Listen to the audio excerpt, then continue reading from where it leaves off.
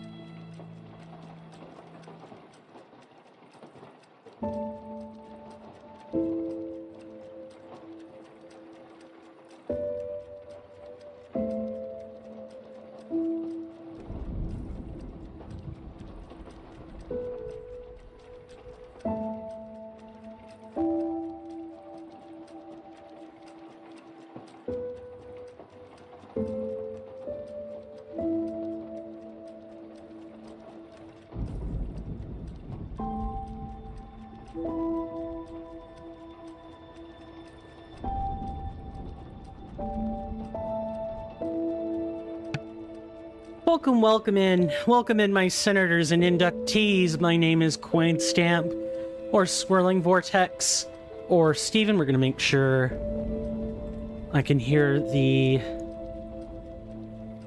capture card, because right now I kind of can't. Yeah, that's what I thought would probably be happening.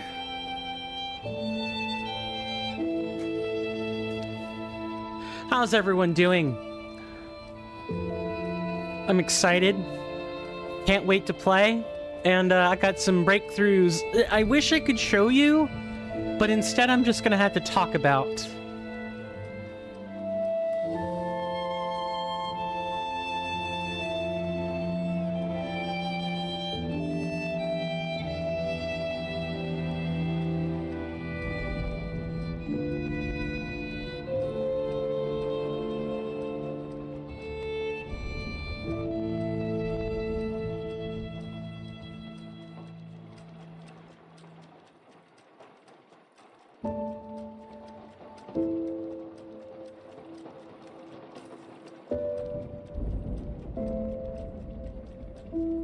But for those of you that have that are on my Discord, by the way, links to that in the description. Also, while I'm thinking about it, I'm gonna do something real quick.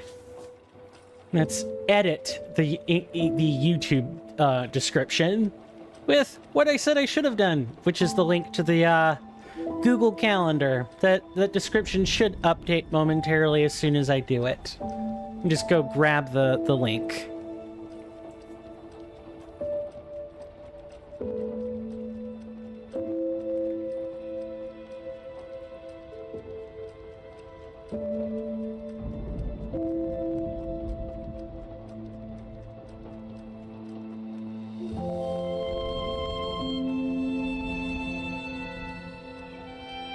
Okay, that's done. The description has been updated, so now that calendar is available on the YouTube description anytime. But unfortunately, I got some bad news for YouTubers in just a minute. Not bad news, but like interesting news. Greetings everybody, Coinstamp here, or Swirling Vortex, or Steven. Call me whatever would make you feel most comfortable. My potential and current senators and inductees, and welcome back to another episode of Lies of P. A really sweet Souls-like. It's one of the best I've ever played. Set in the universe of, or in the setting of the Adventures of Pinocchio, a work written by Carlo Lorenzini, or you might know him by the pen name Carlo Collodi. This was a book written in the late 1800s, published in the late 1800s, that details a young boy carved out of wood named Pinocchio, who later becomes a real boy. The work is such a classic. I really don't feel like I should need to spoil anything about the classic. This is not that tale. This is a very, very, like, turn everything on its head twist. If you want to know more, please feel free to type in exclamation mark Carlo, exclamation mark TAOP, or any of the other commands. Again, you will find them in my Discord, along with I want to say commands should, exclamation mark commands should bring up those commands if you want to know it from the like website. Now, we've had enough of staring at Pinocchio, whom I've dolled up here. Let's get over to the correct screen. Ta-da! If you look down below in the center middle, bottom middle, I have moved Pinocchio's position on the ending indicator to where he is supposed to be. It's humanity gauge, part of the lie system. That's it. That's in terms of the bookkeeping, just for like the stream start.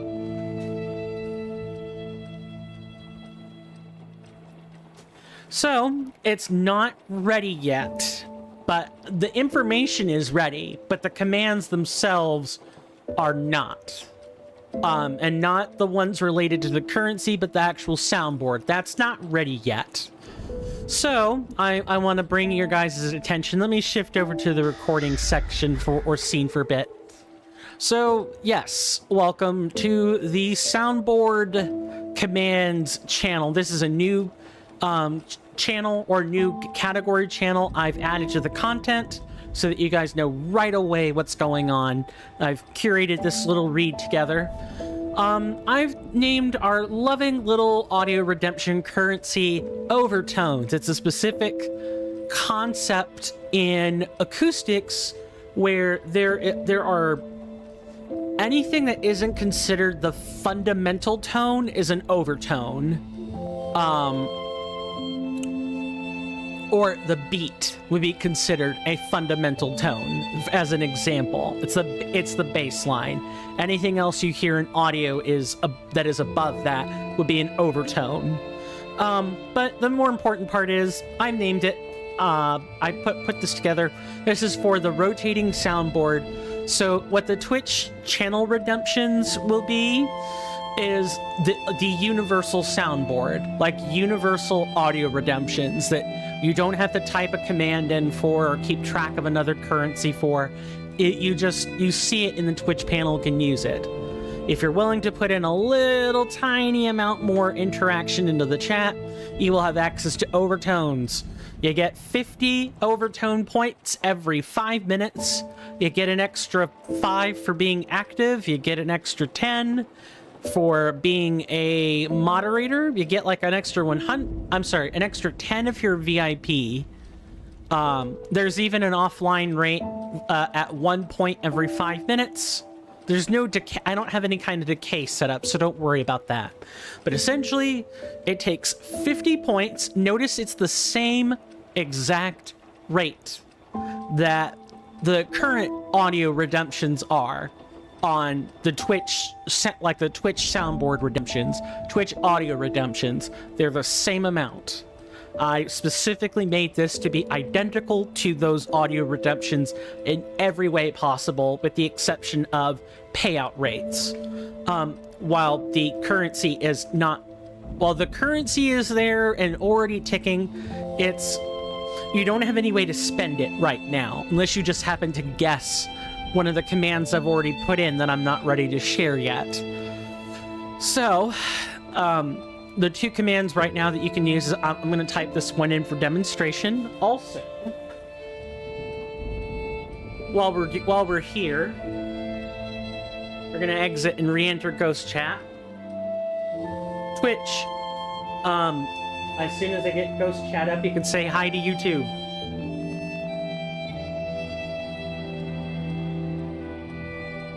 See, why is it doing this?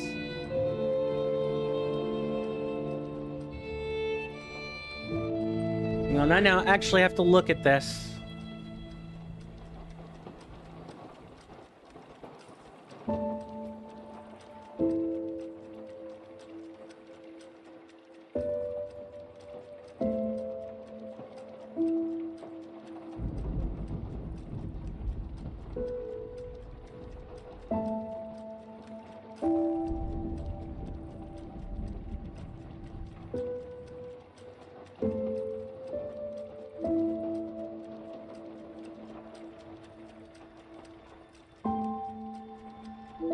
Okay. Anyway, right now you can type in ! overtones. I'll go ahead and put that into the chat now.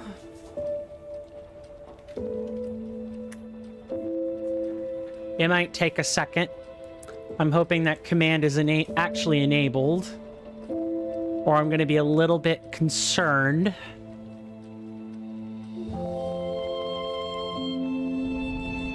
Yep.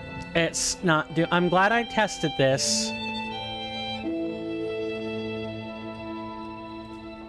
Let me just do a little bit of management here. Edit.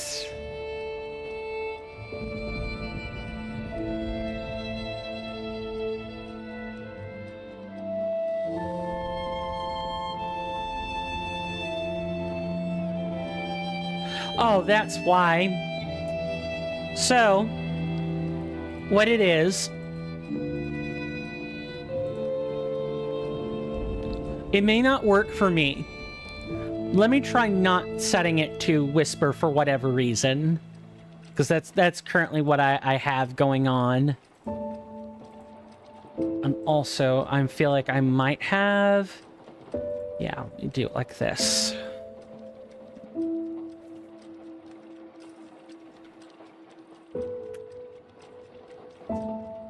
Yep, see? It works just like that.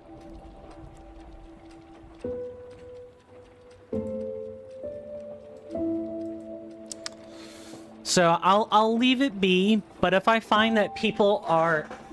The reason I put it to whispers first is... I'm afraid that if someone gets their overtone count or is requested to do so, someone may or may not use that as information to determine, oh, okay, I can spam this many times. By making it be a whisper, you have to kind of be on the ball about it, but whatever. We'll leave it be for now and see if that changes, if I need to go and change anything. Last time on Lies of P, we made it through the, well, first, let me ask you guys how you're doing. I'm doing okay. I am nursing a cup of coffee after drinking a McDonald's frappe, so I'm going to be zip-zooming for at least a little bit of it. Also, of note, I did not actually farm any wish stones. Yay! Please tell me we have... We're going to go be clown face for a little bit, or like Harlequin face with the white mask and everything.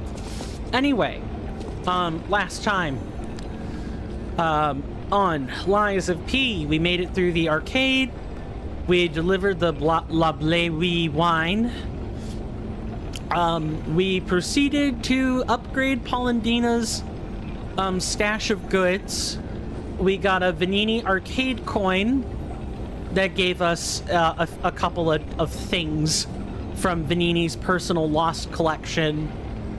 We went through here. We made it through to the Grand Exhibition. This is a puppet of the future that I'm quite sure is going to pop out of the woodwork. We navigated all the way around, and up there's the lovely lady Belle, who wants us to kill Victor.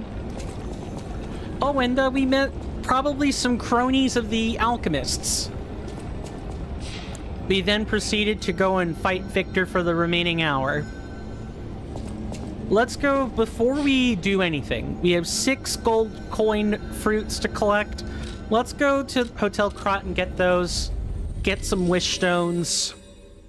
I'll be able to get 2 of them. And I am going to showcase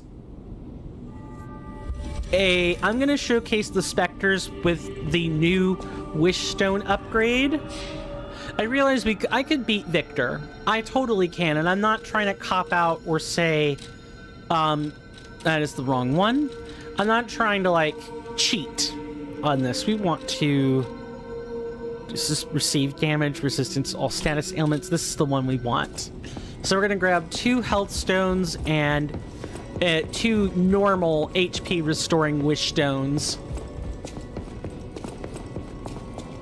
But I want to showcase it. Are the wish stones actually a worthwhile upgrade? Are they something we can use as assistance? If so, okay, I'm probably not going to use it again, because I want to be able to fight these things on my own. But if not, or it turns out it's nothing more than wet paper, well, I mean, okay, it was wet paper. No harm, no foul, other than a bit of wasted time, right? Stalker, please. How much gold coin fruit do I have to trade in for you, huh? I'm gonna buy one of these, and it's... I bought a few more protection wish stones than I had anticipated. I think I was just not paying attention. Like I was mentally checked out or something, but meh.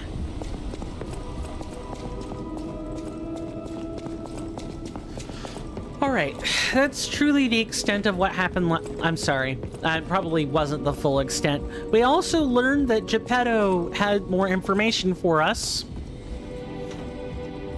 More information for us regarding the new 4 areas we could explore, the Grand Exhibition being one of them.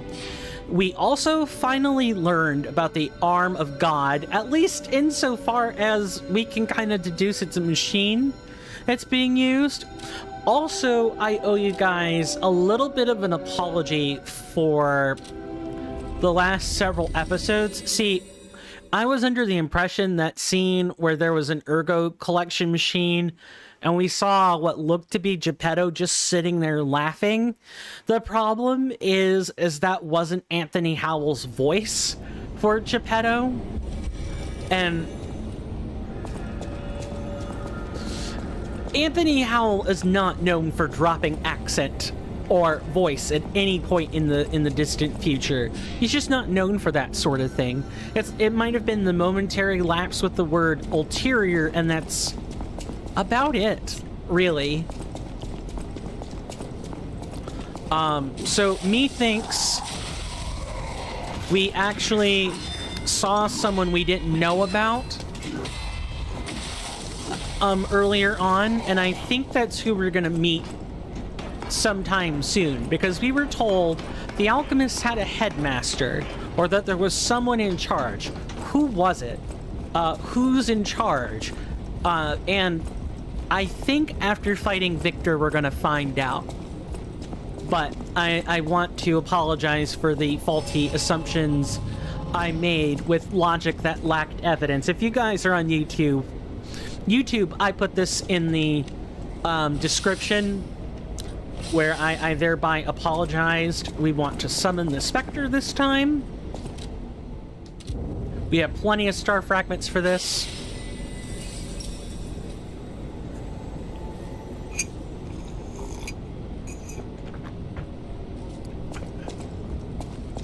LFG, baby. LFG.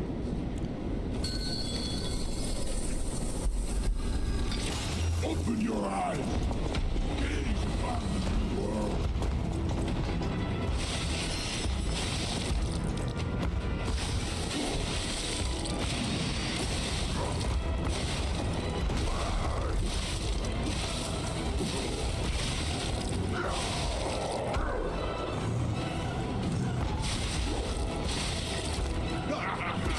You're so weak.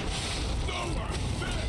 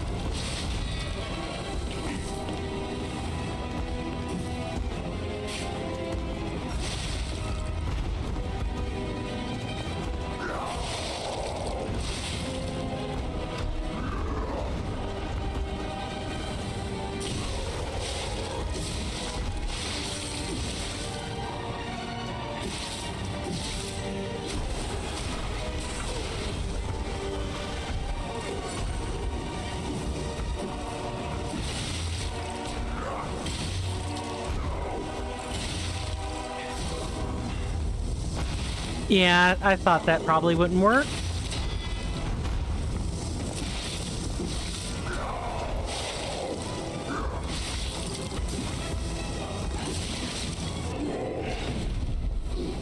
The new world belongs to us.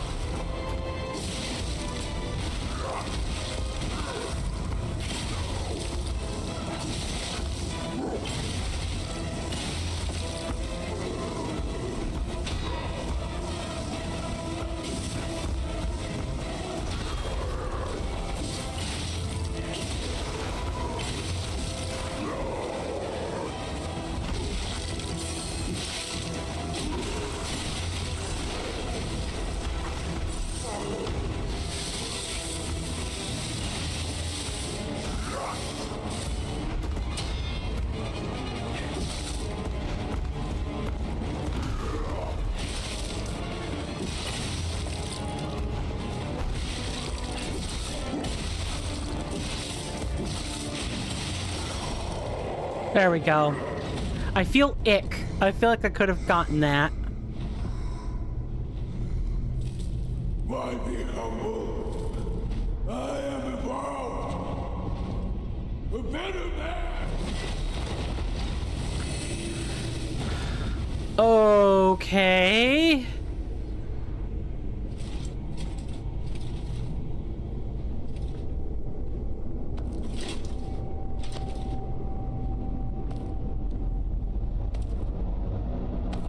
Is this the titular man? Oh, spare me your fake bravado. WWE Bloodlines wannabe or whatever.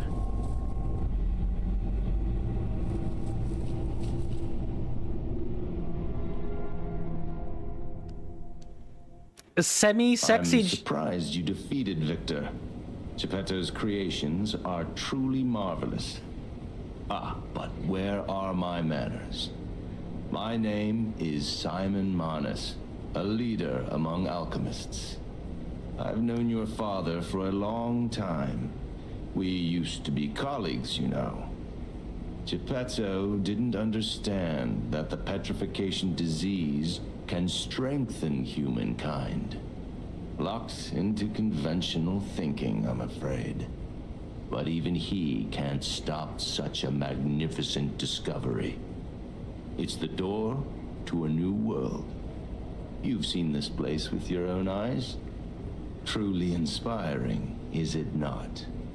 What do you suppose our cure has created here? I have to admit some surprise. I didn't expect you to be as rational as we are. I'm impressed, even if it's a lie. I'm sorry I underestimated you for being a puppet. You're open-minded enough to hear the truth about the petrification disease. The disease does not signify death. It's the process of purifying a person's essence. A purified human who overcomes the petrification disease will gain a strengthened body and a mind free of lies. The essence is ergo. Yes, the ergo you use as your power was once a human being. Our undertaking is to help others experience this purification through this elixir. Truly, it's an honor. Ergo's power can do even more. In the hands of the awakened, its abilities are limitless. We already have the means to control that power. Power beyond your imagination. So while you wallow in a pathetic past, we step forward into humanity's future on the Isle of Alchemists. You're welcome to come to the island and witness our triumph firsthand. Or perhaps you'll make a futile effort to stop us. Maybe the Saintess statue can help you. In any case, good luck. Standing against evolution must be exhausting, not to mention demoralizing. Keep your chin up, puppet, and I'll see you soon. No one can say that Simon Manus, leader of the alchemists, isn't hospitable.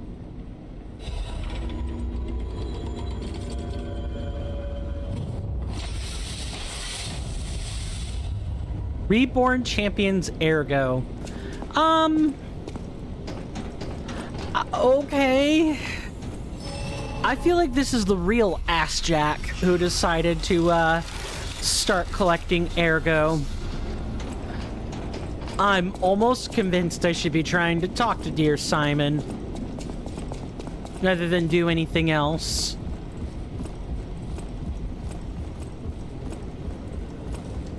The Isle of Alchemists. According to the guide, Vanini visited that place. That's something, I guess. We shouldn't go too far forward. Like, if I see a set of doors, I'm gonna go back first. Because there's the Grand Exhibition. There's another tram car. Is that it? Is it just the not tram, cable car? Okay, so before I don't know which order. Yay! Oh, it's you! You abandoned us earlier. Ciao, Bello. It seems you and I share a strong connection. Talking to an alchemist is like talking to a brick wall. That's also an alchemist. Brother, you should say hello to your friend. But it is true that we are in something of a bind. We're going to need to consult with our old friend. You got that right, sister. Our pal is sure to help us. We didn't behave that badly at his last shindig. I hope. A moment, please. My young brother here is slowly but surely losing his very sight, his windows to the world, to a terrible, slow-working illness. That is why I seek the gold coin fruit. It's said to work miracles, and do I ever need one? The alchemists give us just enough to keep him going, but not enough to cure, and never what they promised. We can't rely on those crucible-kissing wizards. Please, don't make me beg. He needs this. Besides, for a fellow who raided the Black Rabbit Brotherhood's den and walked out in one piece, it'll be as easy as eating your weight in bomboloni. Bomboloni. Please, the gold coin fruit is the only thing that helps. Are you there? Can you hear me? Please, the gold coin fruit is the only thing that helps. Can you spare any? As a personal favor? We knew you were a true friend. And generous. That's right. I liked you from the start, you know? Just had a feeling. If you felt otherwise, that wasn't me. Ignore this one. When he gets excited or just feels happy, he gets chatty. But he really is grateful. We both are. On that note, I hate to borrow and run, but we have another request from the alchemists to take care of, so we will be staying behind. You'll need to go on without us, so I suppose this is farewell. I won't ever forget your kindness. Here, a small token, but it's a gift from the heart. Now go. Was I supposed to get this without actually giving any gold coin fruit? Honestly, I didn't really expect you to bring us a damn thing, and yet, thank you. Truly. I'm not saying I'm ready to set up housekeeping, or that I even trust you. But given time, I think we could become actual friends. I never forget a friendly face. Now go. Okay. Maybe they just needed to pantomime giving the gold coin fruit. Although surely she would have known we had none to give. This makes no sense. So was it a check of, will you give us some gold coin fruit? Or is it a, oh, shucks, you weren't supposed to know. That was supposed to be a fake little interaction. Okay, so before we go through the cable car there, yeah, see, he's gone now. I'm gonna switch up the wish stone. And we're gonna go back to Hotel Krat, because we got some things to do. We also got rare ergo to exchange.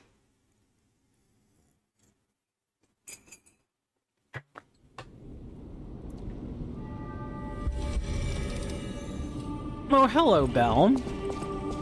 Well, we got a lot of people to talk to. Lady Antonia has heard about the grand exhibition. She realizes their cure is meaningless. Her illness has worsened. Perhaps because she lost hope. I fear we might lose her soon. Lady Antonia cautions against it, to be sure. But I still believe the gold coin fruit is our last hope. I have heard about an alchemist who knows how to use that most miraculous of medicines. Please find a way to treat her. Okay, we can do that.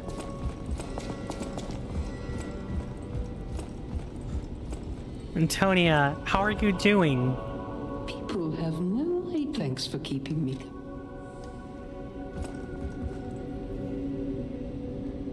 Our condition is worsening, but I don't really spot it. I don't like what just happened. Where's Alidoro? I'm afraid you saw my bad side at the Grand Exhibition. I was able to escape, thanks to you. I didn't mean to be ungrateful. I'm a soldier from outside Krop. They sent us in pairs to investigate. I got trapped by the blockade and separated from my partner. I don't think the puppets are the only things at play here. Can I stay with you until I get in touch with my partner?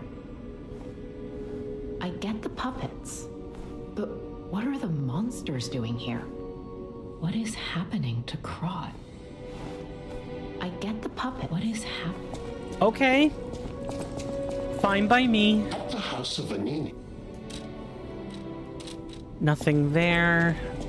I hear there is a new guest at the hotel, and that you had a little something to do with that. I just find saving people is its own reward. I certainly don't need the money. Even strangers. Everyone deserves some help now and then.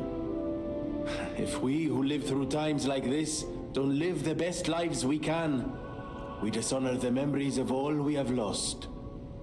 Honoring the lost is why I do what I do. In a way, I envy the dead. They don't have to know what it's like to remember that they're gone. Ha! And here I go again. Blah, blah, blah, and who cares, huh? Now, let's get out there and save my... that is, our city. Ah, damn Vanini. Good looking and such a people pleaser. Absolutely. Tell me about the Grand Covenant. What do you really know? The Grand Covenant. You're not asking much, are you? Very well. Geppetto himself created it, and God help me, I made it work. It's in every puppet, a sort of conscience. And in theory, it should have prevented anything like the puppet frenzy ever happening. It's because we don't truly understand ergo, at least that's my view. Sometimes ergo-driven puppets gain what we call awakened egos. Individuality, more or less. Which is a dangerous thing if someone's not ready to handle it. Though that is rare. Or used to be. Hence, the Grand Covenant. Humanity's safety net. But it did not work. The puppet frenzy happened anyway. And I still don't know how. So, the King of Puppets, how did he get around the Covenant, I wonder? He used the ergo wavelengths, but what did he do to their consciences? However, it's a different story when a single puppet cracks the safety device of so many puppets. Does the Grand Covenant break when their ego awakens?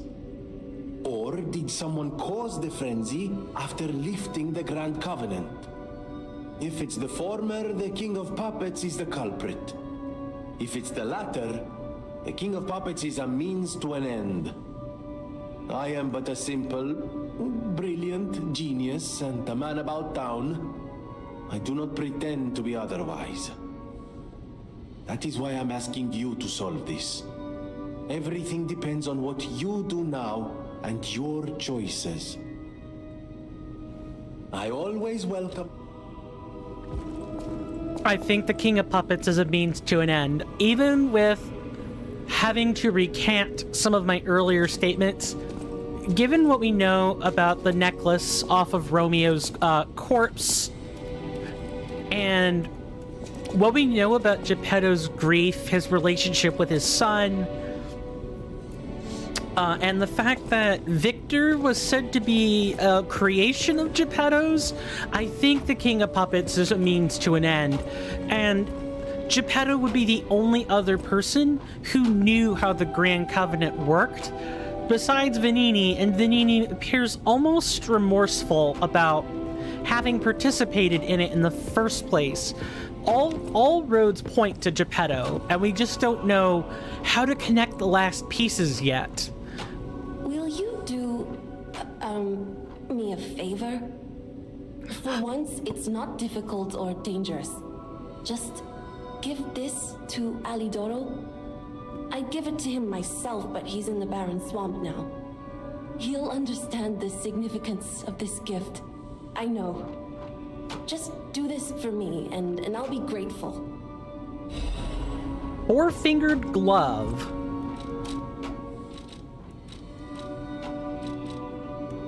What do we get that was like new? Rare ergo. Victor had once been praised for standing at the pinnacle of living beings. When he recovered his dwindled strength, he swore absolute fealty to the alchemists for bringing him back to life. Yay, I guess. I guess if I were brought back from the dead, I'd probably be grateful to the people who brought me back from the dead. I'd probably even swear some form of fealty to them. Maybe not absolute fealty, but fealty anyway. Perform the beg gesture. The sweepers from the alleyways have their own strategies. Arrogant bastards are especially fallible to their tricks. The Saintess of Mercy Statue Gallery Key. A key obtained from Simon Manus, leader of the alchemists. It opens the Grand Exhibition Gallery where the Saintess of Mercy statue can be found. The genius engineer Camille...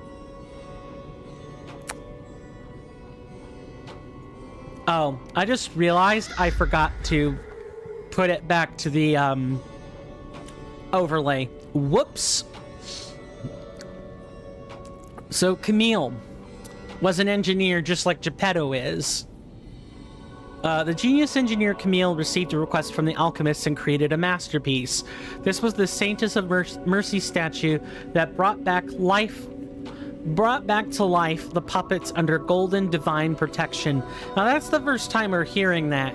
Golden divine protection. So was there some sort of enchantment blocking the puppets from working? Four-fingered glove, a gift of gloves made by Eugenie for Alidoro. Uniquely, it only has 4 fingers, probably because he lost one. Eugenie vividly remembered the stalker who saved her from the workshop tower right before she starved to death. She prepared a thoughtful gift to thank him for his heartbreaking sacrifice. Quixotic. A record that could be discovered in Krot. It can be used... Right. If you stop dreaming... Hold on. Yeah, if you stop dreaming, your heart will stop too, so I will confront it. The story of the night, desperately seeking the truth, even in the illusions created by the devil, Quixotic. At least I believe that's how you're supposed to say it. I could be incorrect. Alright, what do you know about this, Sophia? So you met Simon. I've been dreading this conversation. I should have told you about Simon earlier. But it's the sort of thing you have to see to believe. He is the most dangerous man in Krot. He spreads mayhem and death for a delusion he calls evolution. Simon wants to evolve a new world in Krot. A horrible future. Even worse than the carcass monsters we already face. That's why I woke you up. If you can't save Krot from Simon, no one can. Find the Isle of Alchemists. Someone must know how to get there.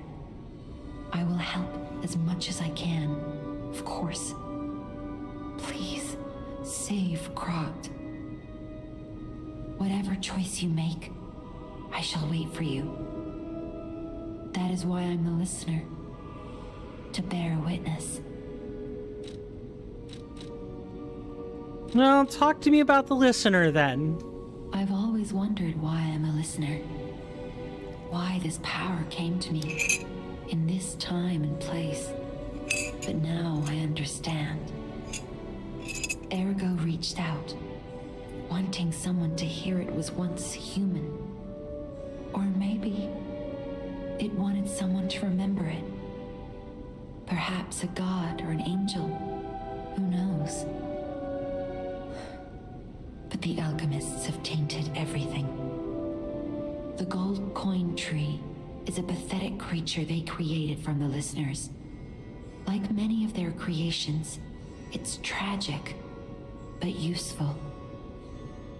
You can control Ergo with gold coin fruits. The sad tears of those who became trees. If they get the chance, the alchemists might force me to make such a tree for them. Or something even more tragic. Don't let the sacrifice of the alchemist's victims be in vain. With the fruit, they lend their strength to you. Collect gold coin fruits and let the saintess statue inspire you to victory. You honor their sacrifice, their grief, and tears. Wow. So we've learned that these gold coin fruits are... they're bittersweet and profane things. That it should be burned, really, is what I'm hearing. Petrification disease, puppet frenzy, and carcass monsters don't happen by chance. They're all related to ergo. Ergo is the essence of life, made from the petrification disease. It contains the memories and distilled lifespan of the victim.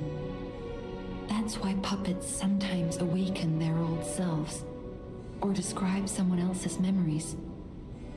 Simon coveted Ergo's power, and he noticed that the process of curing the petrification disease could also create enhanced humans. Krat became a city of monsters and petrification disease because of Simon's terrible experiments. The king of puppets tried to stop Simon, but he didn't do well either. Now, our only hope is you. Save Krat from this nightmare. Okay, we've learned a lot there. You know how I said Ergo was kind of like an anima for a moment? Well, we've learned it's more. It's not quite a soul, right?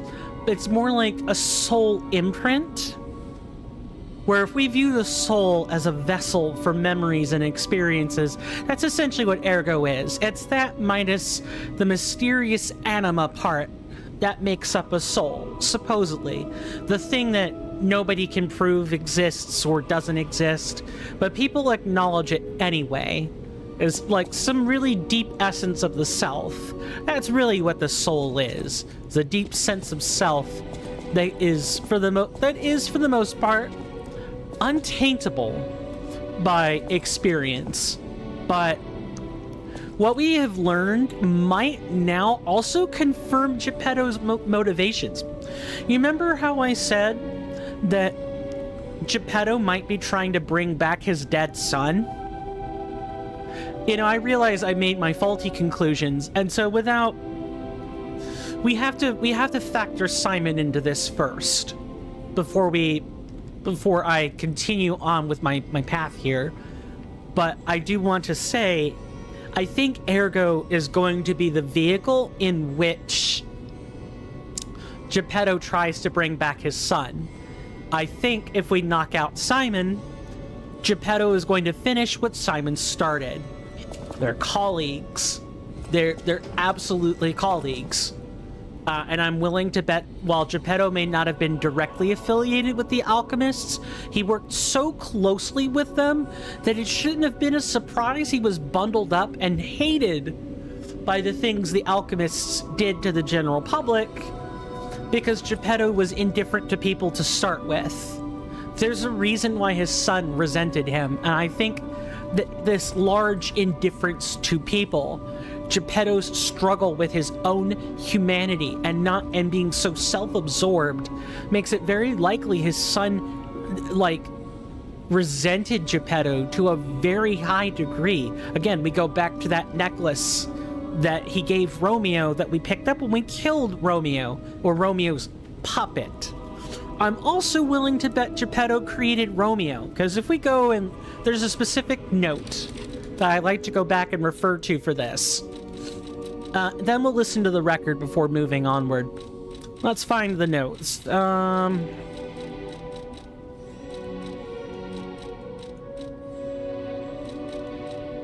not the Baptist Doodle.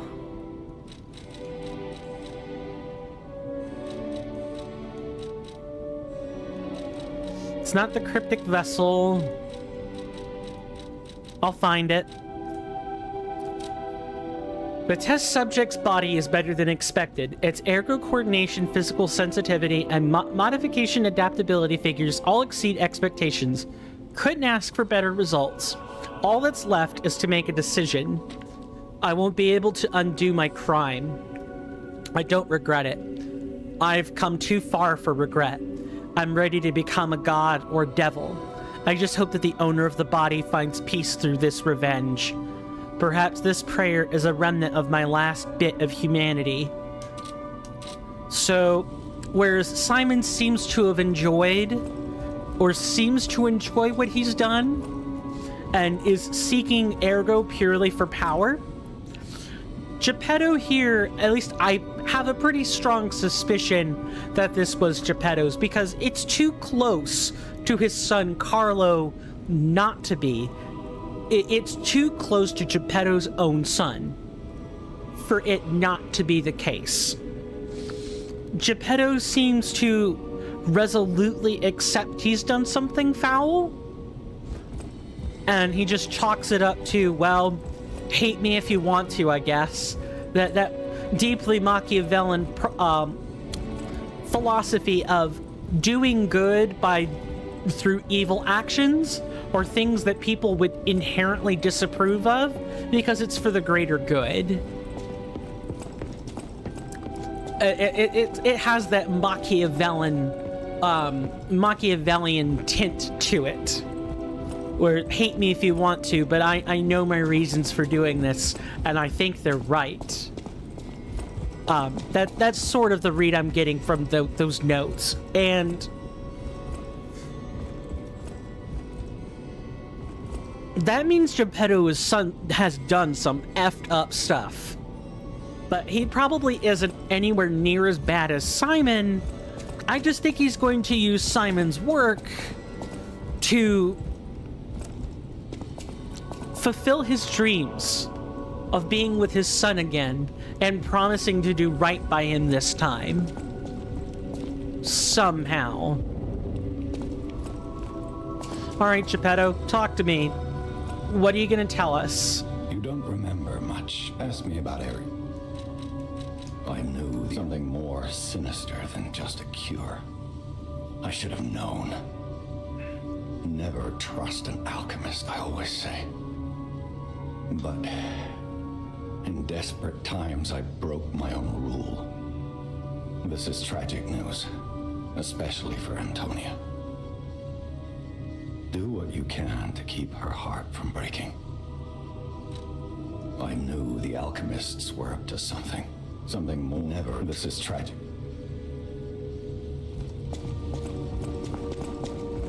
So,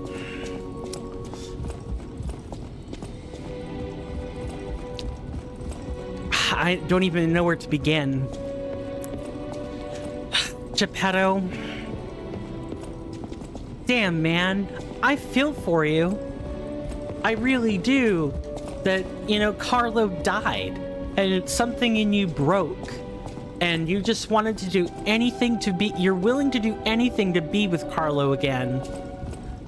But what's it gonna cost? What price are you willing to pay if you were already willing to admit to being ready to be a god or a devil? If you were willing to admit the heinous crime of working on Romeo's body, assuming that is what happened, why would you be willing to go further? Just for the chance to be with your son again? I guess it's true what they say. When you're feeling lonely, you'll do anything to get rid of it. I mean, there's just nothing left to say. For okay, we're going to switch up the gesture for the bag.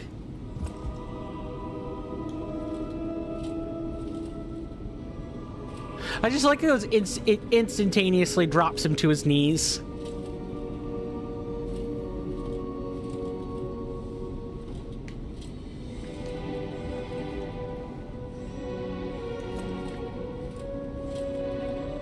You're not even looking down at him. Pitiful.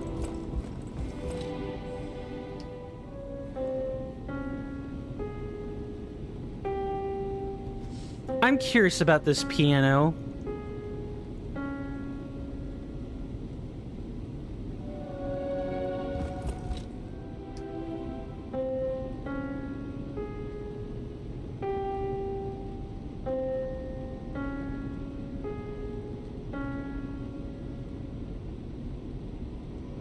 I wonder if his humanity makes him worse at performing with the piano or something. And now we're going to listen to some music.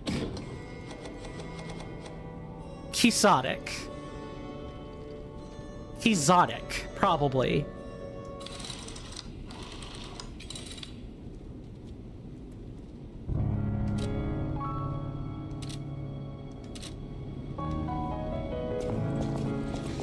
And now it's really important that we don't, that we don't interrupt this, that we listen to it completely for a bit of humanity.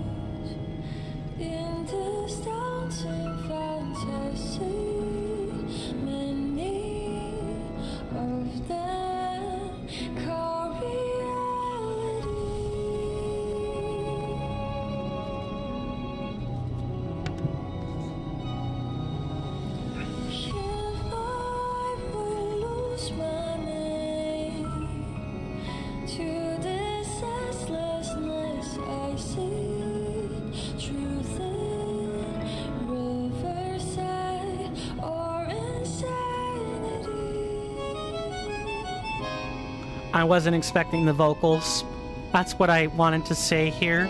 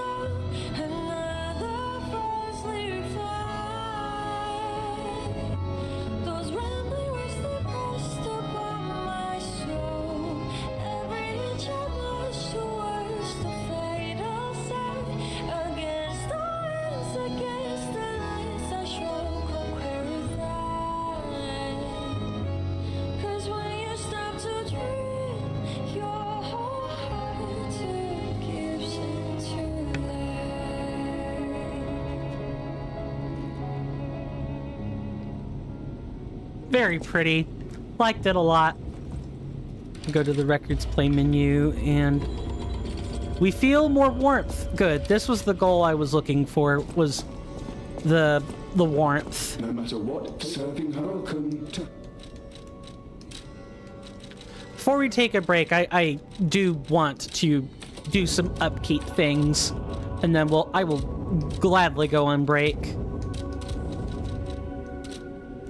We wanted to purchase... Let's purchase all these oh, that's not a limited quantity item. Oops.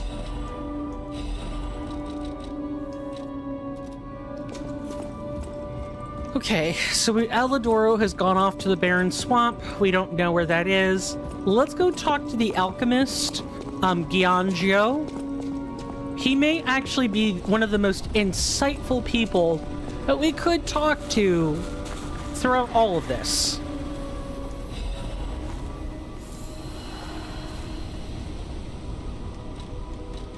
fine. We could just reset the level. That's great. How's the cure for the petrification disease coming along? Glad you asked. It's going well, thanks to you. Sadly, it cannot cure everyone completely. Victims who have progressed too far have already lost organ function, and there's no way to restore that. Even if we eliminate the petrification disease, they won't last long. Their passing might be less painful than petrification, though. Are you sure? I can make a cure, Mr. Stalker, but I leave the choice to you. A longer but painful life, or a quicker but peaceful end. I'll make the cure if you give me 1 gold coin fruit. A cure for Antonia.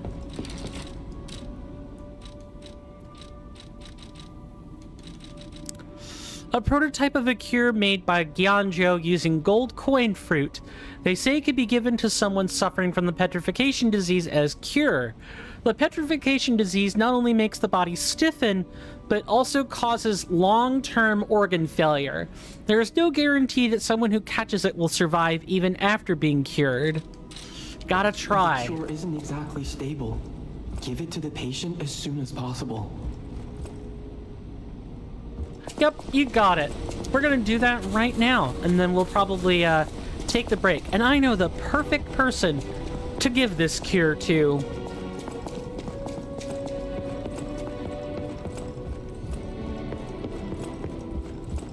I know the exact perfect person to give this to.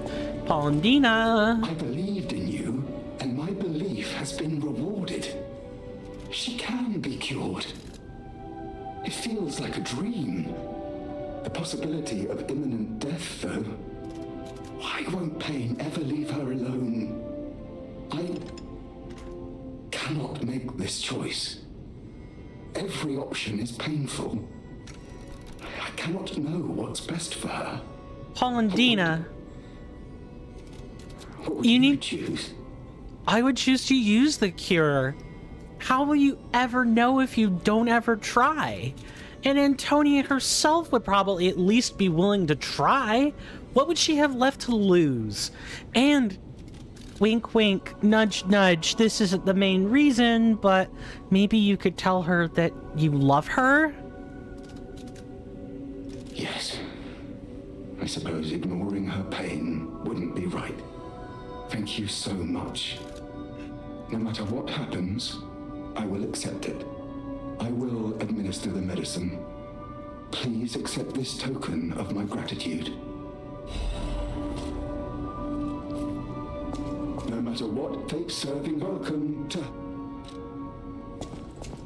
Do you have anything new to say? People have no thanks for keeping. Maybe we'll try resting and seeing if that shows up?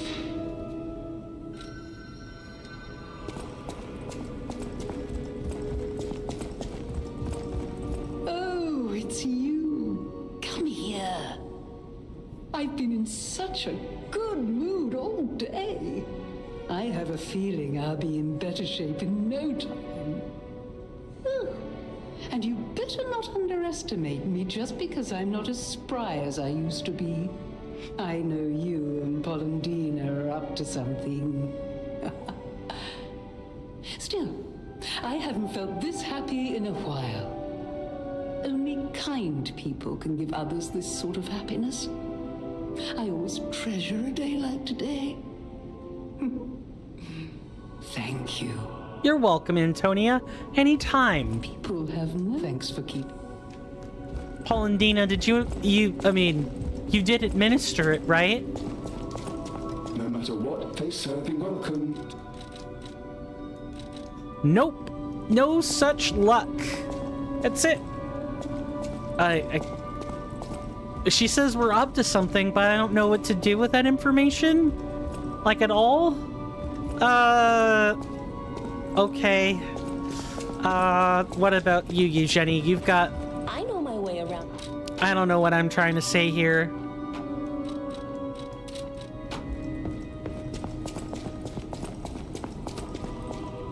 I guess let's level up. You make,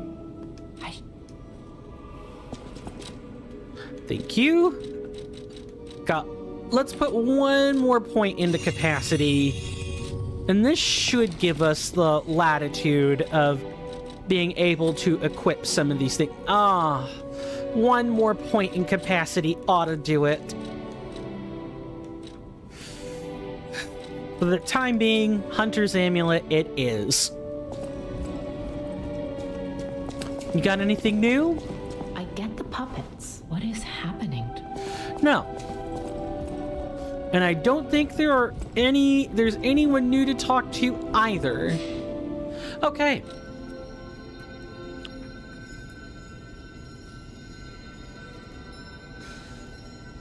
So I'm gonna do something real quick, and that is to check the actual points.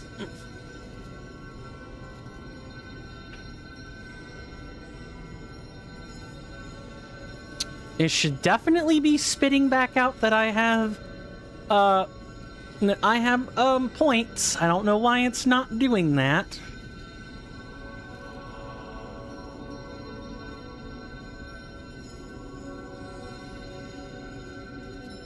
I know what the base rate is.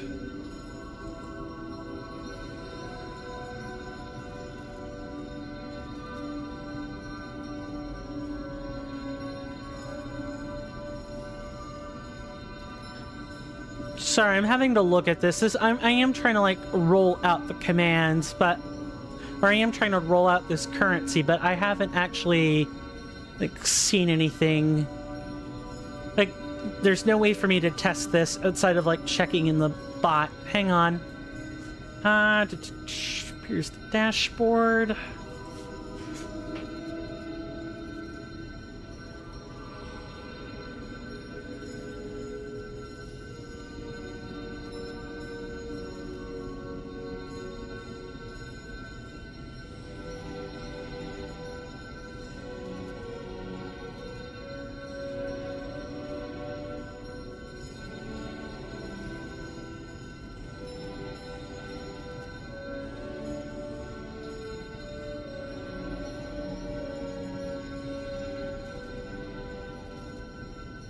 I might need to ask someone to show up on stream and do that. I'm also going to take a second and just fiddle around with the ghost chat for a minute.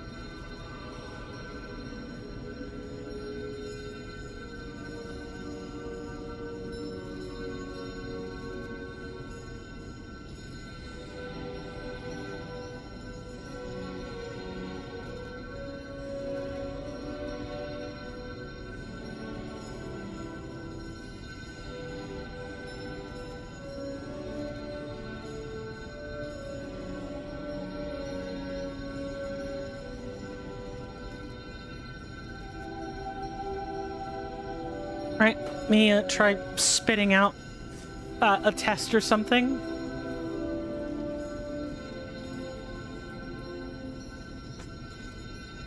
And it won't work for me. I actually have to get someone else to come and throw on a test message. I guess that can just happen later.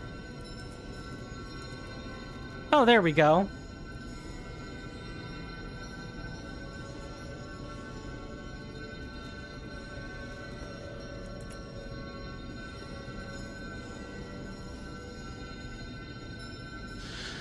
Okay. That's all fixed. Now, I apologize for the delay in break. For those who are new here, we take 5-minute breaks. They are typically marked by 90 seconds worth of ads for those of you on Twitch. It's just it's a bit of ad revenue. It's 56 cents, roughly, every time the stream concludes. So it's not much, but it is important that I do eventually get paid out. It would take many months, but I will get paid out eventually. That is not the correct scene to be in yet. But I do want to thank people for hanging out here with me so far. I really, truly, and deeply appreciate it. And with that, I will see you guys after this commercial break. And when we come back, I'm gonna shill that Discord and go from there. Thank you.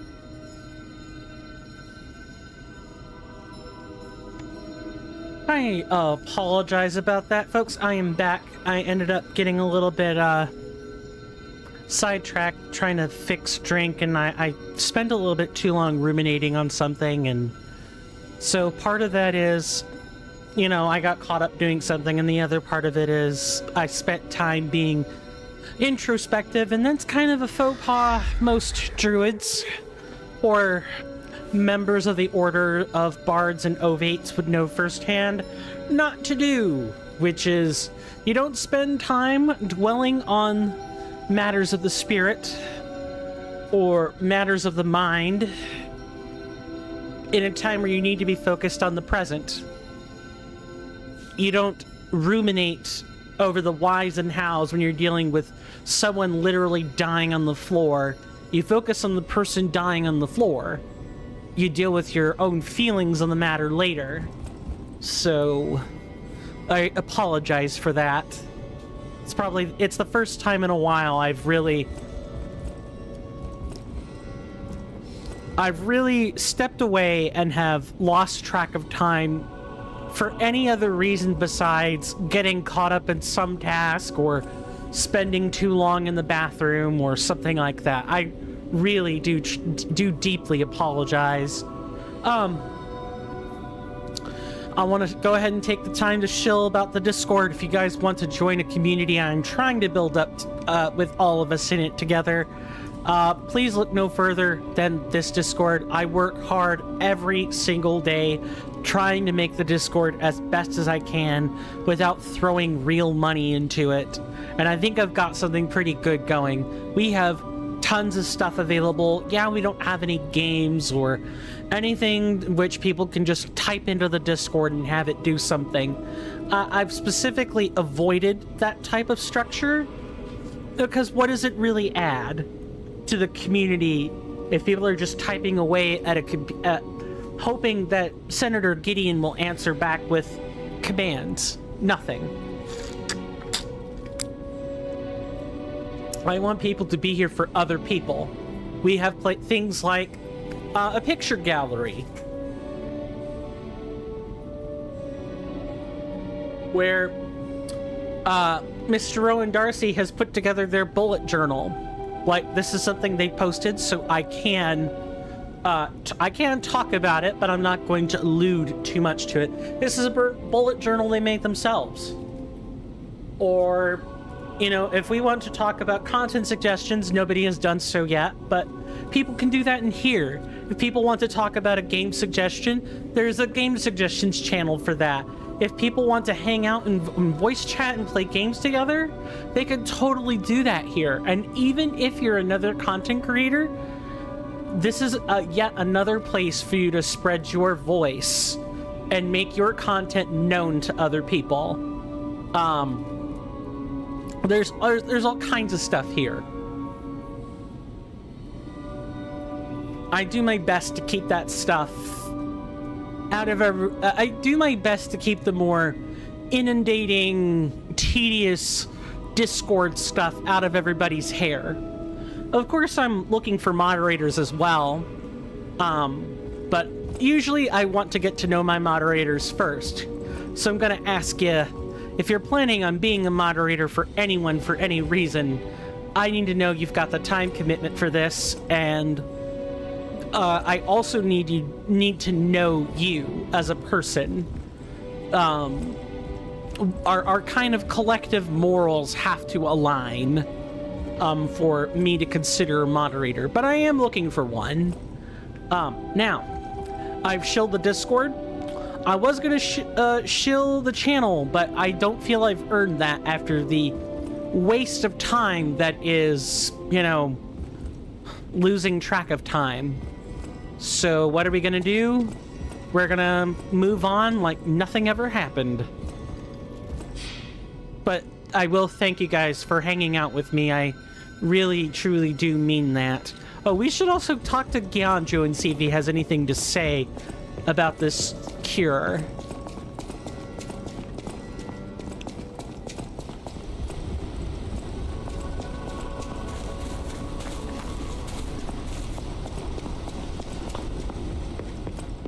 Stalker, please. No cubes. That's fine. Well, we'll at least get a wish stone.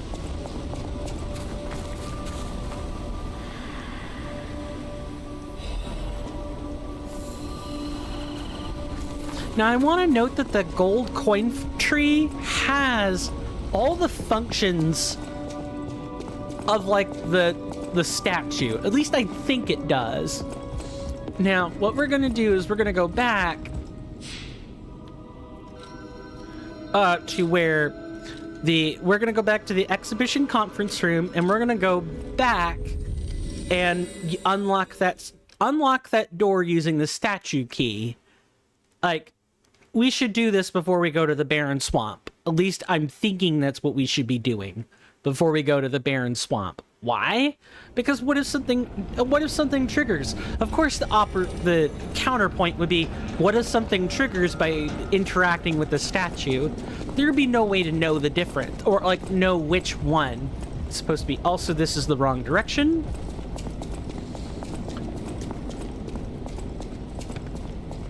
My lazy ass was about to not bother muting the mic, and I convinced myself not to do that.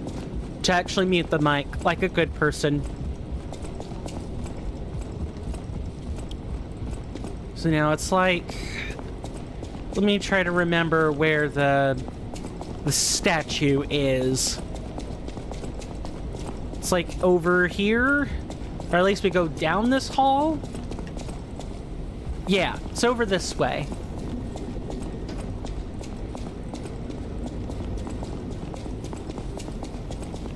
It's right over here.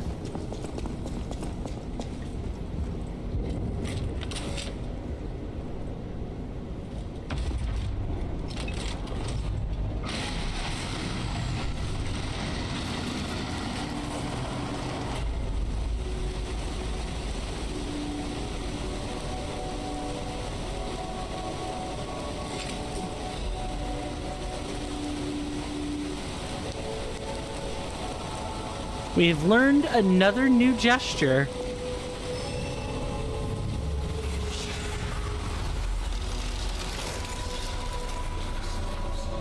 You can do a system reset using the Sanctus of Mercy statue. Gold coin fruit can be consumed to reset your level, P organ, and Legion arm. The more time you reset, the more gold coin fruit is required. What? But isn't that just what the gold coin tree does? Whatever choice you make.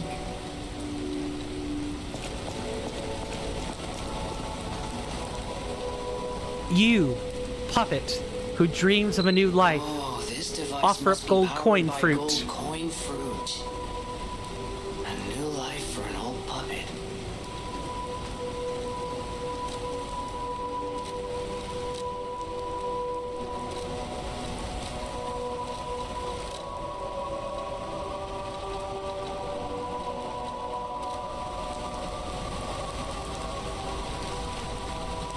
Interesting.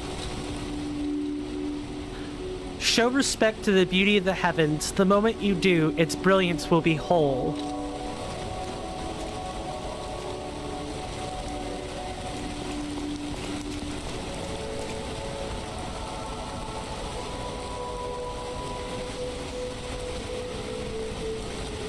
And then I guess let's talk to, not talk to, but let's show some respect to Sophia.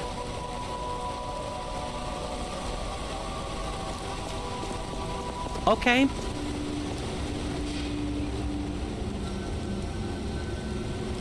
I'm not sure why you left the sanctity of the hotel, but whatever.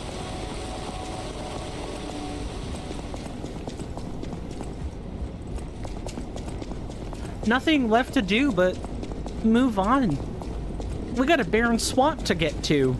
The dumping ground, which I'm super upset about. That it should not exist.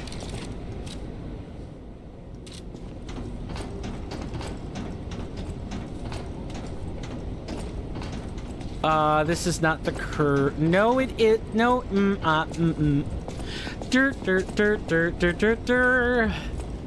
Coin couldn't figure out what to do. Ugh.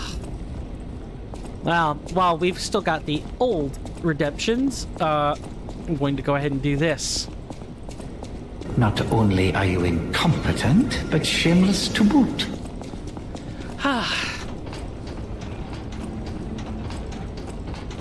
I wasn't expecting that much spacing. Ooh, I might have to fix that. That's going to be incredibly disruptive to, like, the reading experience. And it lasts for 30 seconds. Yay! Hey, a Niv.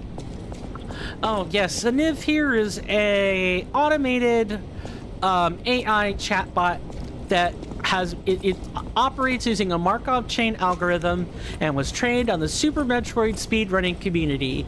Its whole shtick is designed to, help keep lonely content creators like myself company, because I'm a coomer in my father's basement that doesn't know the meaning of the human interaction. I'm kidding, by the way, but.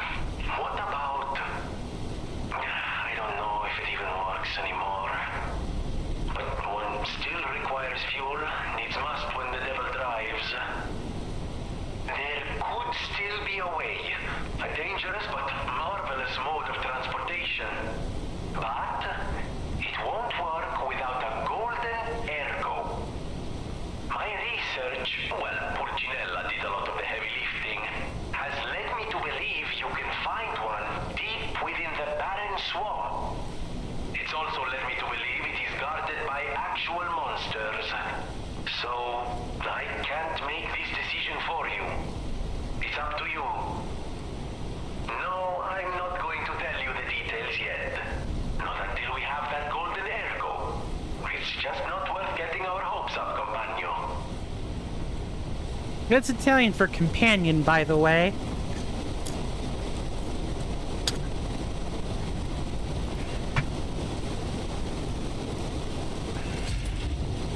So, is this the tram, the cable car to the barren swamp? Yeah, that spacing's not right. I'm gonna have to fix that before the disruption becomes too much to bear.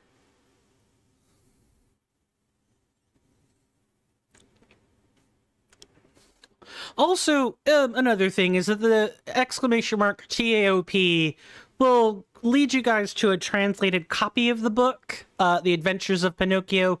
It's translated in English. It's a really good translation from what I understand. It even has extra bits inside.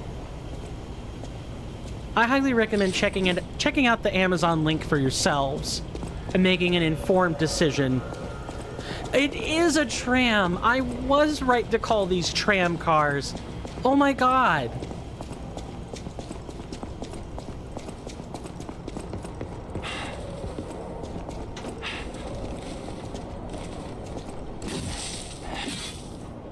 Okay, so we grunting whenever we jump, roll, or attack. We're becoming more human by the second.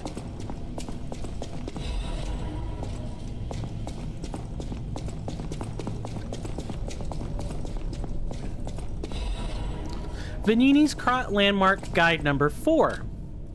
This month's attraction, the Barren Swamp. In this issue of Vanini's Guide, we'd like to introduce a special place different from our previously featured attractions. And we don't mean special in a good way. Of course, it may cater to a few people with peculiar tastes, but if you're an adventurer who wants to know all about Crot, it's worth learning about its shadows. In that sense, the Barren Swamp is the area that showcases Crot's shadows well. The Barren Swamp is where scrapped puppets are discarded. Because it's composed of swamps and ravines, it wasn't part of the city's development. In the past, it was briefly a coal mine, but was soon forgotten because of the ergo delivery. Later, a few shrewd factory businesses concerned about scrap puppets began to dispose of them illegally here, turning the swamp into what it is now, a swamp full of discarded puppets and corrupted animals. It's Krot's grave itself. Luckily, the city announced that they'll turn the barren swamp into a park with the exhibition just around the corner. So we're seeing some hope here. It's a living grave of hell. How about seeing this kind of place with your own eyes before anything's developed? Good or bad, an experience is an experience. Rating 2.5 out of 5. An attraction for those who want to see Krot's shadow. Long boots are a must. Reporter Medoro. This guide was made with support from the Vanini Company, friend of the city. Oh, Vanini. I bet you had marriage proposals, like, up and down the aisle, literally and figuratively.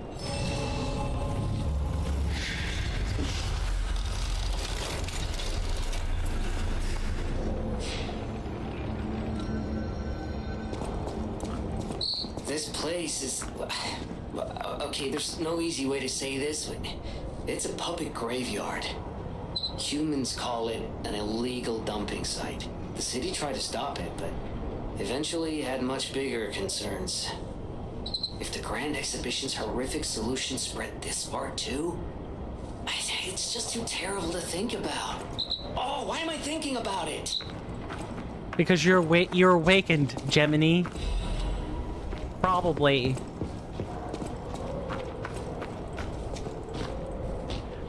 Oh, hello.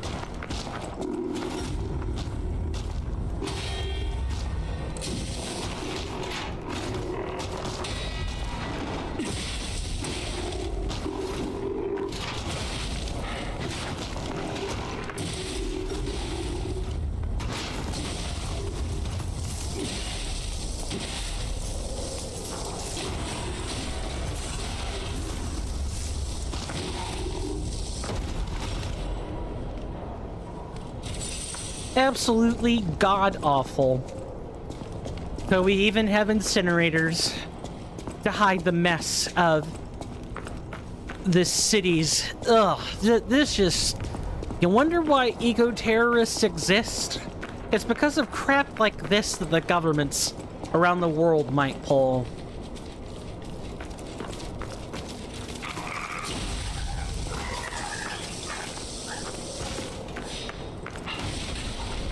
Gotta be careful and not get caught up in that. That feels like I'm gonna die if I set foot down there. So we're not gonna go that way yet.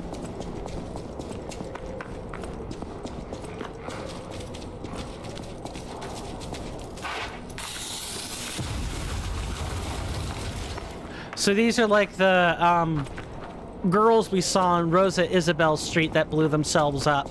The puppets that were like basically kamikaze landmines.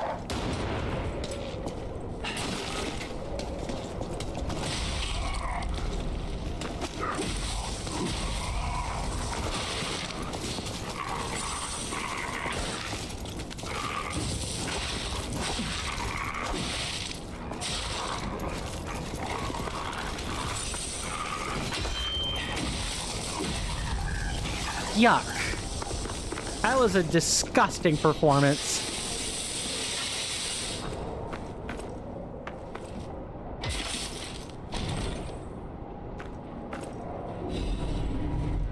Belford Superior Insulation Converter.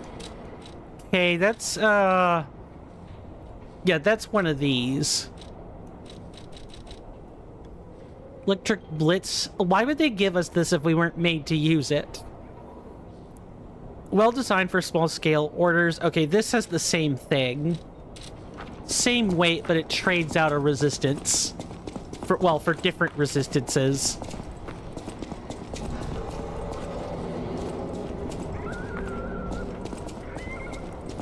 Yeah, sorry. I'm not... Oh. Alright. So we're just doing that now.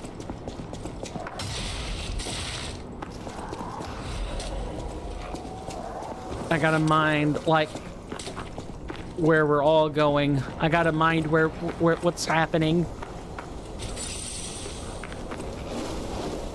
And we have corruption.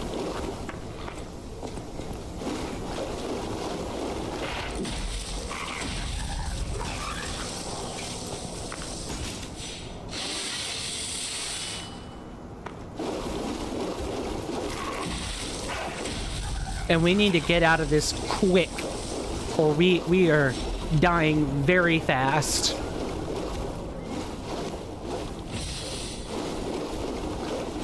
I guess it's not that much of a cause for concern, but we still don't want it. We still don't want to be taking corruption if we can at all help it. At least the ampules protect against it, even if we can't utilize the element ourselves. Any more of those? Nah, it just seems to be a big ass clown special. Oh, this clown has plating.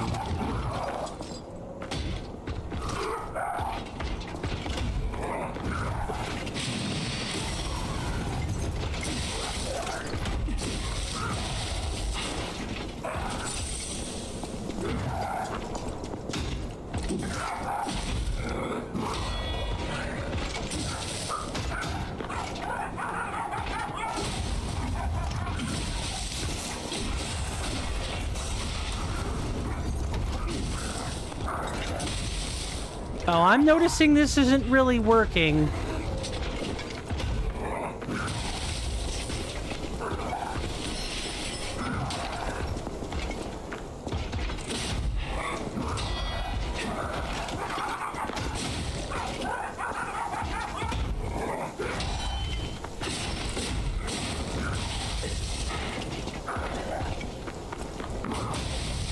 I'm sorry, what?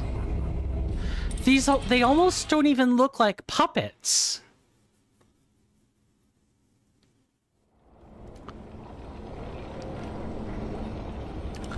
Well, I guess if they're not having a good response to my electric blitz, I don't have much to do but, you know, switch out the weapons I'm using. That's fine.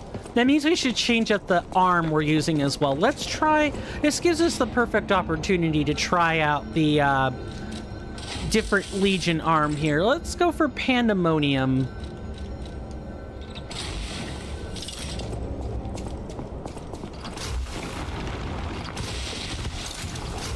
How much of a charge does this have?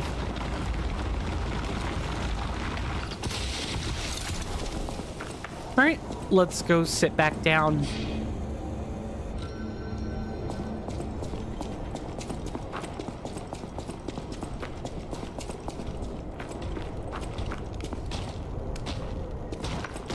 Overheat works on this guy.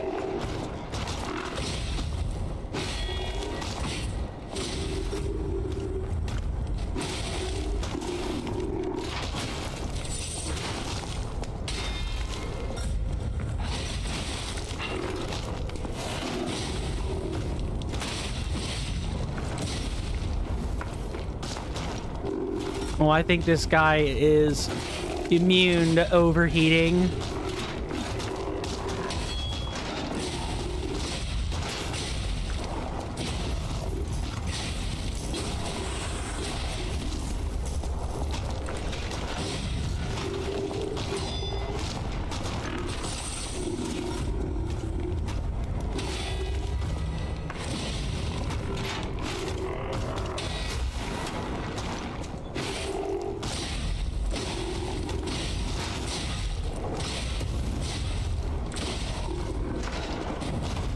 Oh, that is a patch of overheat. Let's not get caught up in that.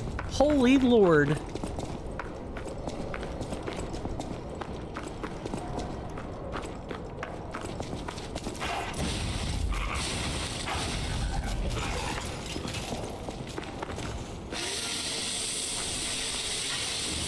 I get the feeling overheating might be one of the better status effects here.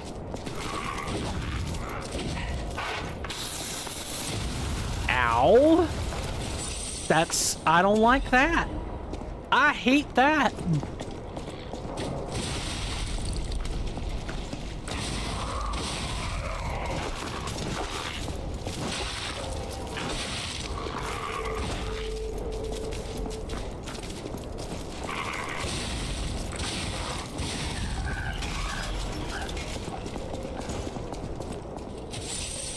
I definitely hate this.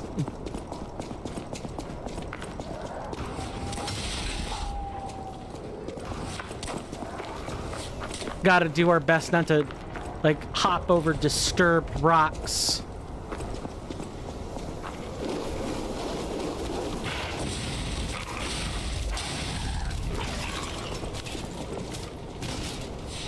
Is that it? Okay, if we don't go over there, then we don't have any reason to worry. This is fine.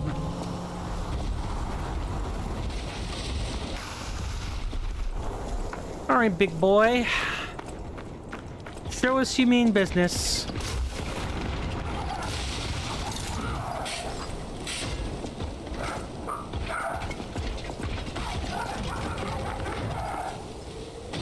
That is a long range.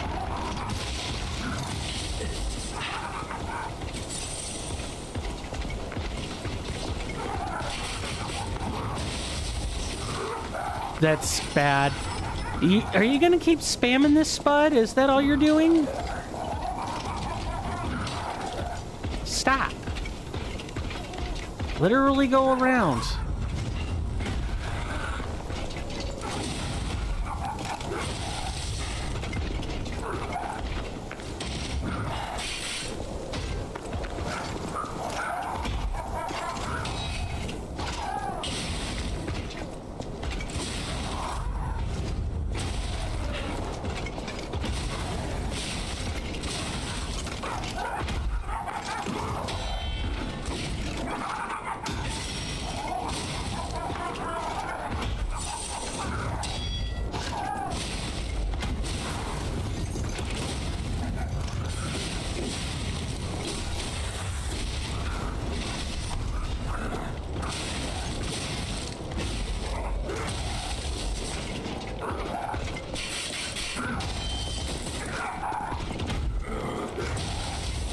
God, this guy just does not...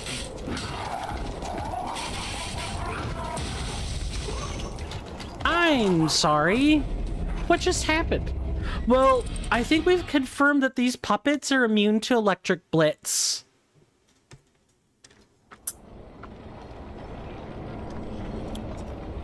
And there's something like puppet... like alchemist puppet hybrids? Oh, these are like super nasty. Okay, we're gonna...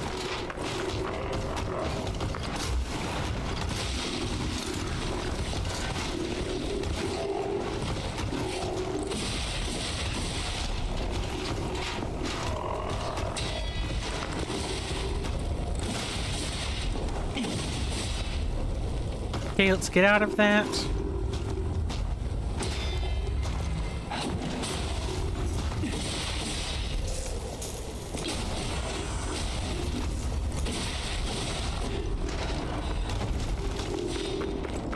Very yuck. I mean, that went over better than expected, but still could have been better.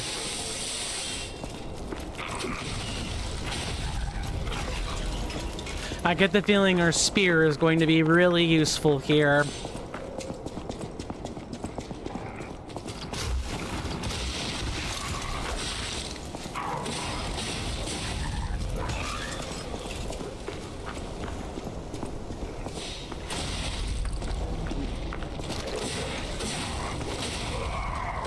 I also can confirm that these guys can only have one status on them at a time, it looks like. So we can't, like, build up a bunch. Advance is mostly just to take advantage of weaknesses that are present. You can't, like, perform a super mega dot build or something. That doesn't work.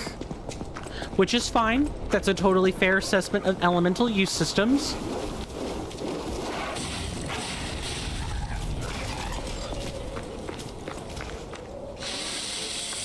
This might be the time where we want to use a special grindstone here.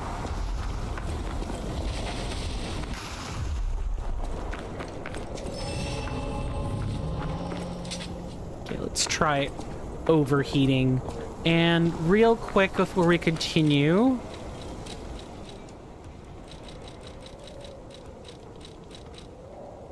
slower HP recovery, increases destruction damage. Probably want this then.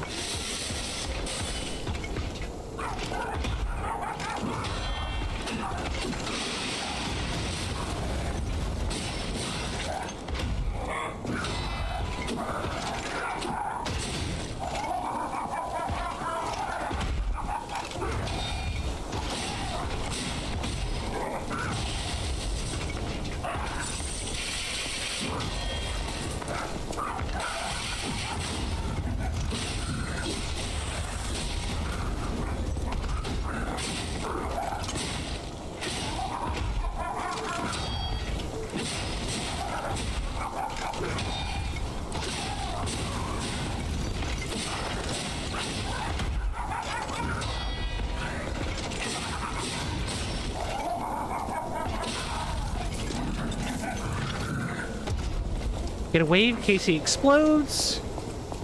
TNT Dynamite.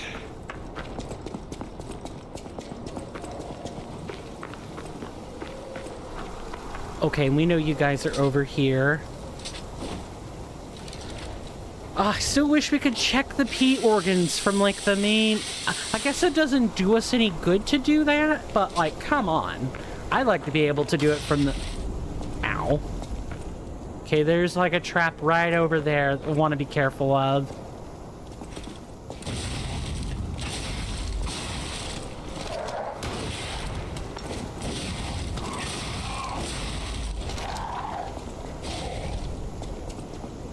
Goodbye.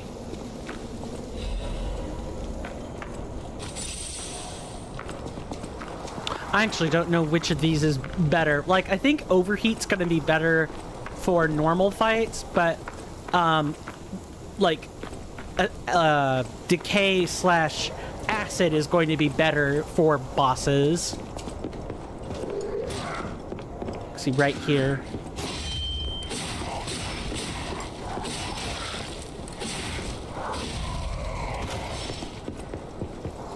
Okay, are we getting a shortcut anytime soon? No, I don't think so.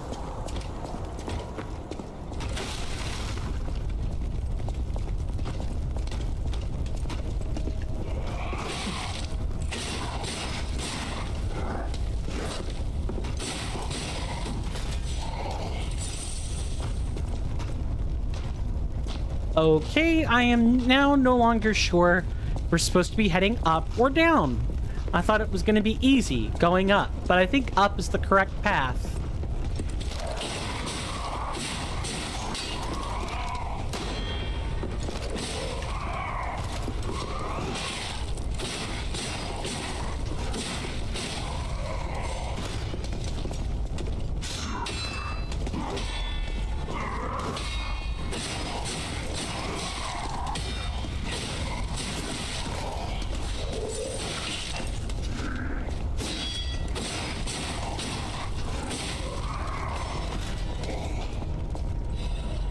That was a very messy set of fights there.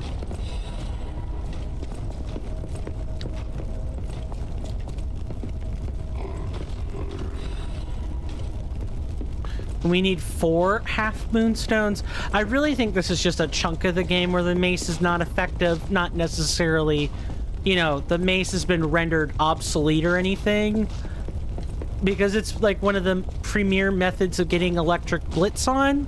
So why would it be? The most you could say is like maybe the handle is obsolete or something. I did not pay attention.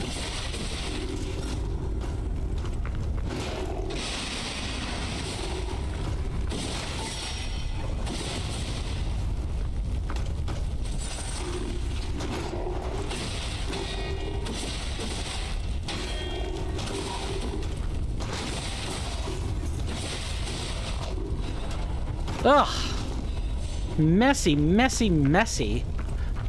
Okay, I think we can safely confirm that that would have just been death right there in that pit. Just complete and utter death. It's nice when your intuition is proven right through exploration later on in the same level. Like, it really is.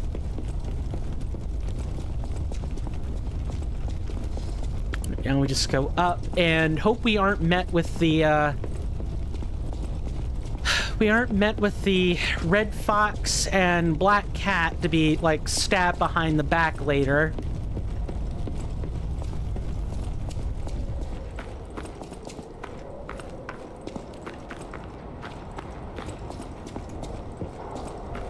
So that would be the mining town. I don't want to pull the lever until we're ready yet.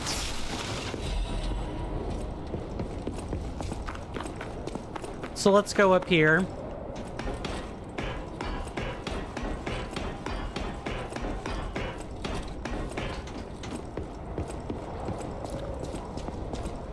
Oh man, I thought it was gonna pull a mortal shell. Another usually fantastic, you know, Souls-like. A little bit cheesy. For being an original, like, PlayStation exclusive at times. Yeah, I thought that would be what would happen.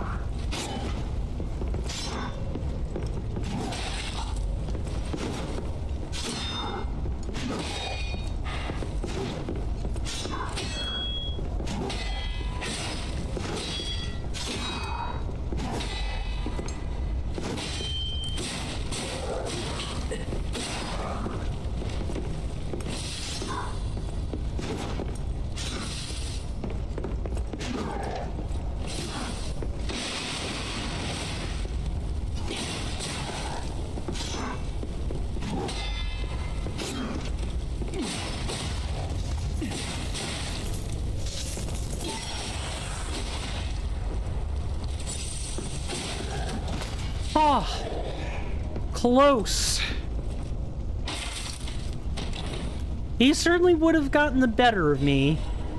Recharged amulet. That's gonna be over here. Restores HP continuously. Ooh, nice. This amulet was able to repurify pulse cells and increase recovery, and was considered an innovation even in the workshop. There were soon many derivatives of this amulet. I'm not surprised. Maybe that'll be in the 4th slot or something when we get it. We already know about the landmark guide, which we already read. Or I'm gonna make sure we've read it again.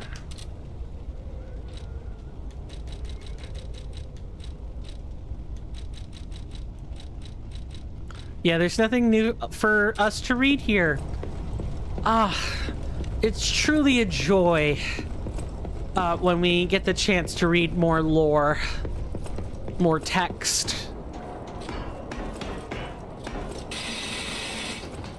Okay, what about what's past here?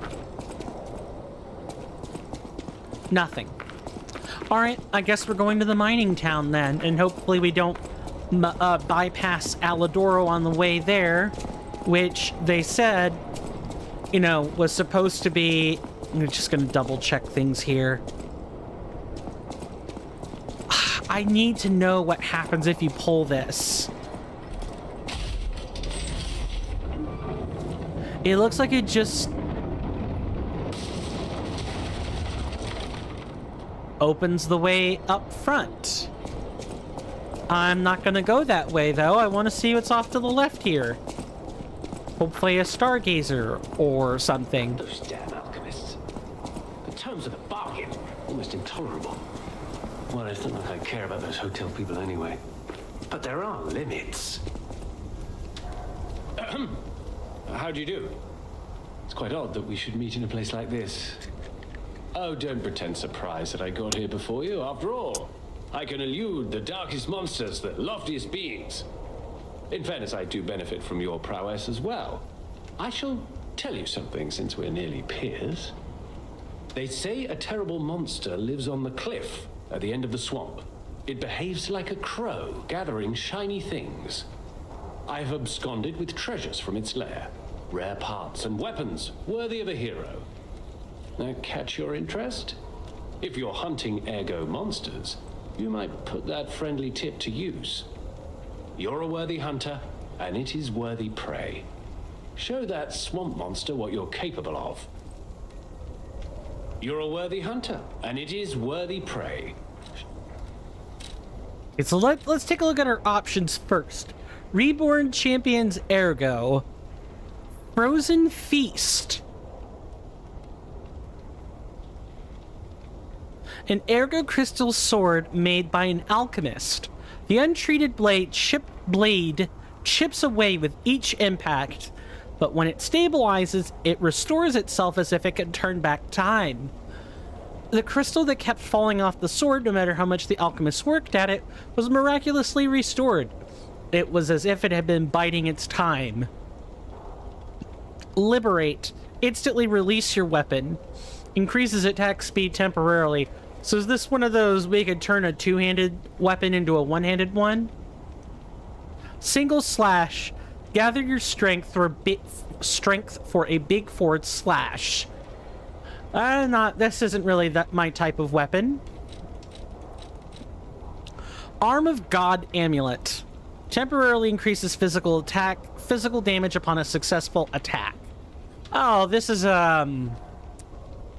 the Blue Dancer's charm from Elden Ring. It's that kind of amulet. The alchemists had found the arm of God tried to gauge its potential power using puppets. The arm of God was certainly strong, but required massive power to sustain. Well, I'm not really looking for weapons, so yeah, I will totally give that to you for an amulet. And now we have something we need to give you. What's this? A gift for a rescuer. From a technician girl. I don't remember. I've saved so many of the common people. Anyway, thank her, I suppose. Oh. Oh dear. These gloves are a mess. They don't even fit. Is this a practical joke? My God, I never did like that girl. She's just like him. Oh, never mind. I thought you had better taste than this. How disappointing. Get these rags out of my sight. You're a worthy hunter, and it... Wow! You spit on her gloves? Wow! What an asshole! I am all too happy to, like, ram you through with a spear. Oh my God! Just what? You would at least take the gift out of a mercy. Why would you say... You know, I know we did Alidoro dirty by lying to him twice. But come on. He saved her. He has no business. He had no business... I mean, he can do whatever he wants, but... What an asshole. I'll tear him a new one of those. I don't have the heart to tell, I really don't have the heart to... Damn it, I got distracted. I don't have the heart to lie to her, though. I don't have the heart to tell her the truth, though. That would be a situation where I might actually lie in real life. I don't know what you're supposed to say to that. Like, wow. I'm completely flabbergasted. I didn't expect... I just didn't expect him to do that. Oh, what? But we never... Oh, you know what? I'll take it. I will take the gift. I won't look a gift horse in the mouth. I thought we were gonna have to redo that whole lead up. I'm happy with this. Anyway, it is break time, folks. The very definition of break time. You guys know what that means by now. 5 minutes, 90 seconds of ad time.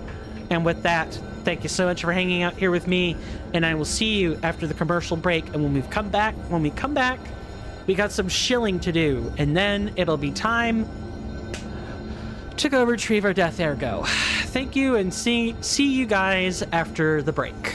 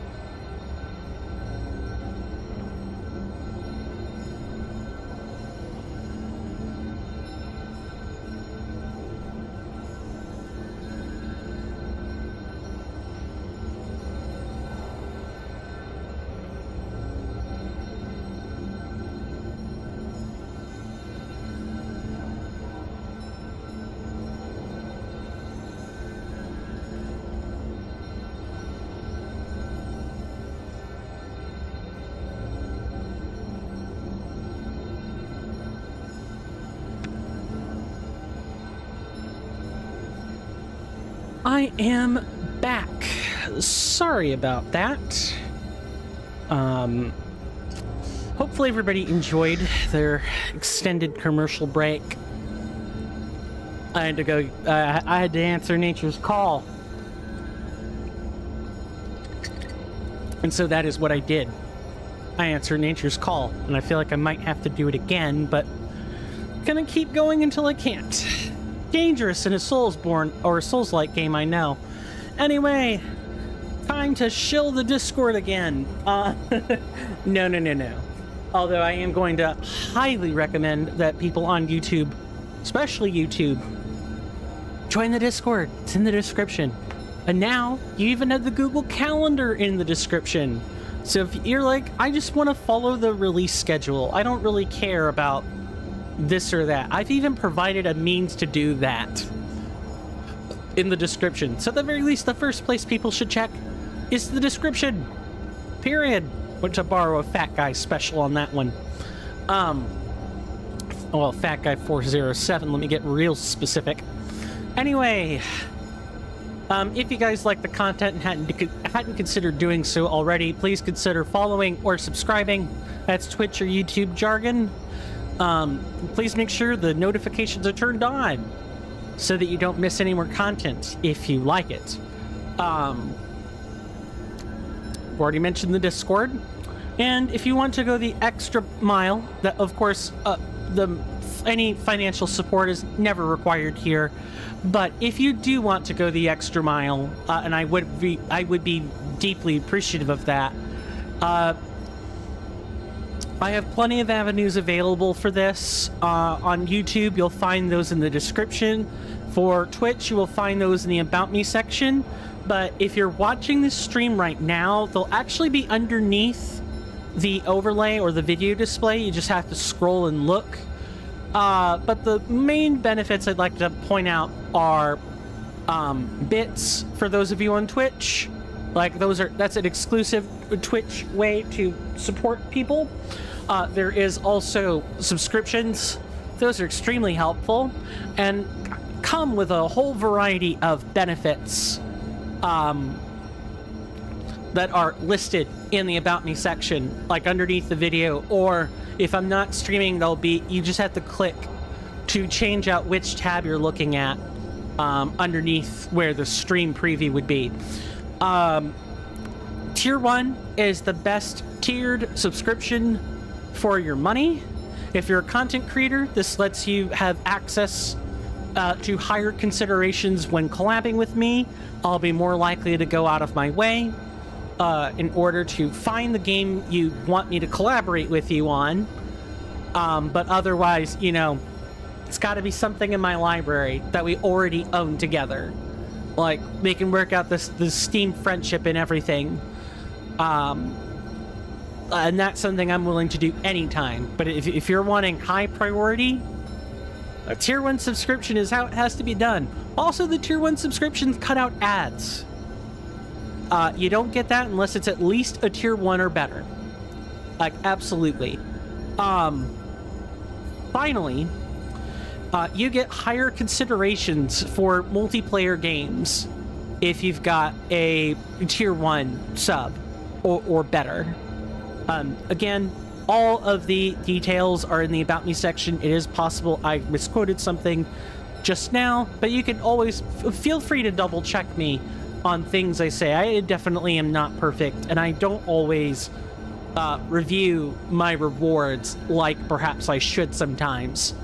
Yeah, that's about it.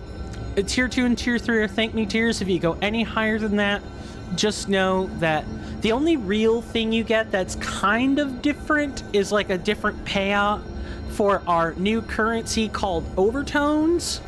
So we've got the Amperes, which are a Twitch thing. I've worked them to be on Twitch. That's for universal stuff everybody can use. But if you're strictly on Twitch, it's a new currency. It's specifically for the rotating soundboard, which I'm hoping to get the bot to work on.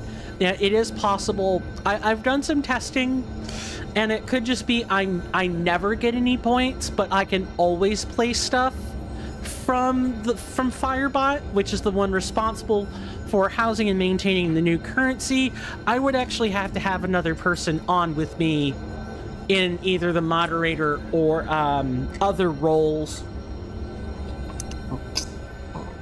in order to verify the authenticity and functionality of anything. Anything for Firebot. That's it. That's all I wanted to say there.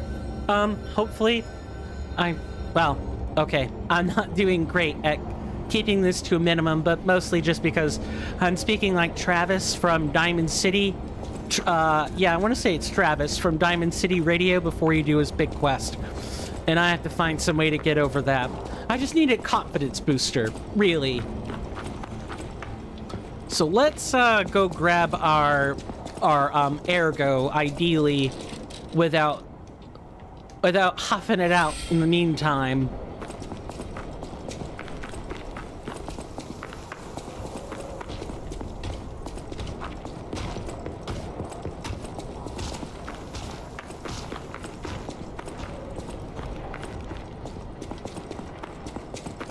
Be like over here.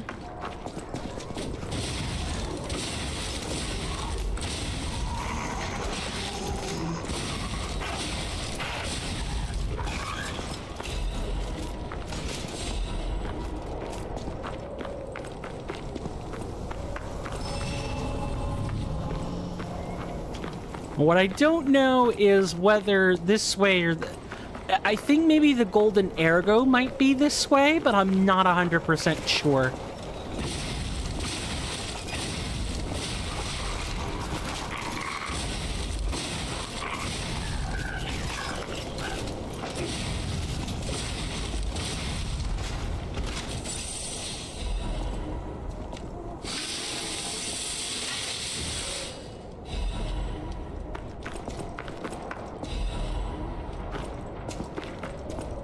Well, if we had anything that needed half or crescent moonstones, this is where you'd find it. This is how you would farm for it.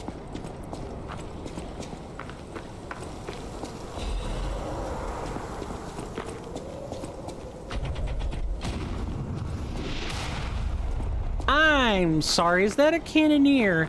Yeah, it is.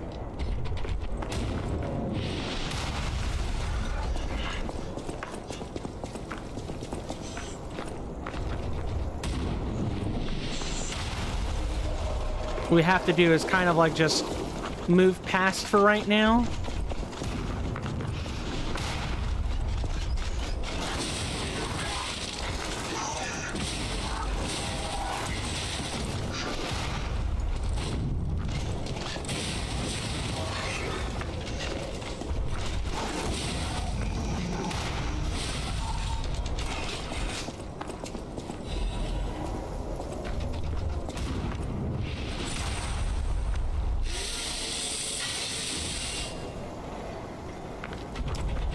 Just gotta kind of wait and be patient here.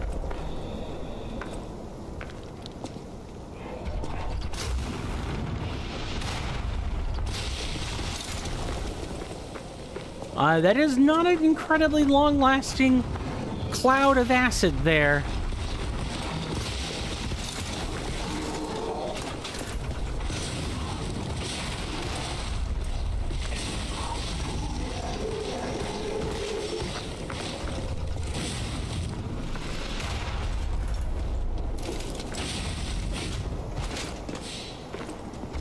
It's not, this isn't one of those never-ending charnel houses of puppets, is it?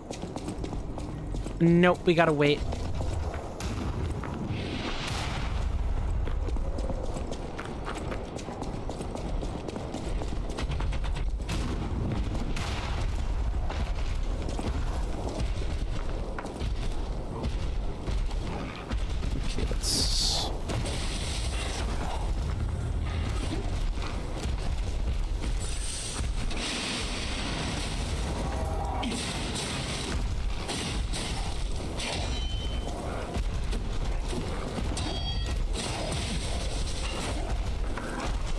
Gotta be careful, because I thought I heard something out that way.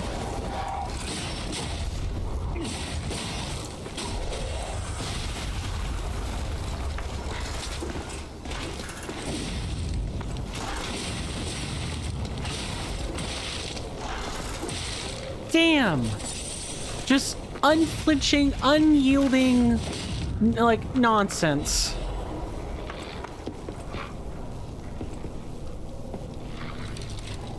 We're gonna lay down some tools.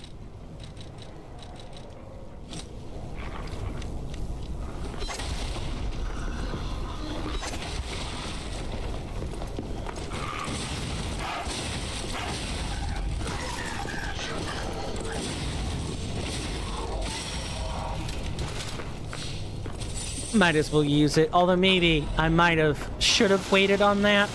We'll have to see. And then as soon as we get that cannoneer taken out of the picture, we can actually explore the rest of this. It's like up here. Goody, we found it. Anything lurking up here? Don't see it.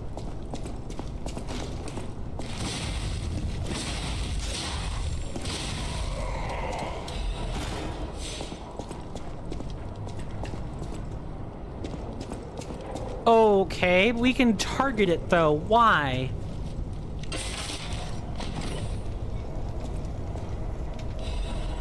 Live puppets acts. Live puppet. Live puppet. What? Live puppet. The blade of a bulky axe made from discarded puppet arms. Each arm is fixed in place with wire, and the end result is decidedly grotesque. I'll show those hunks of scrap metal what true fear looks like. The nightmarish axe that the stalkers created caused even puppets to scream. An axe handle that a stalker made using the frame of an industrial puppet. It is said to have been decorated with the arm of the first puppet hunted. A fierce grudge can sometimes give birth to horrifying creations. The twitching arm's axe was a sight to behold. And we have the killer attack, swing the weapon to attack. Deals heavy damage to attacking enemies. And endure, which we already know about. Live puppet. That might give a clue as to what on earth. Okay, is this gonna blow up?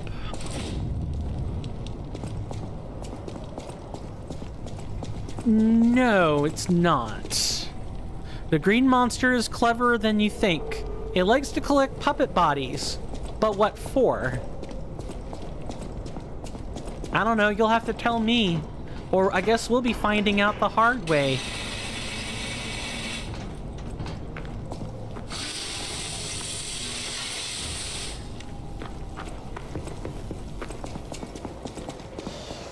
Okay, with that out of the picture, we can actually go explore, like, the actual river section now.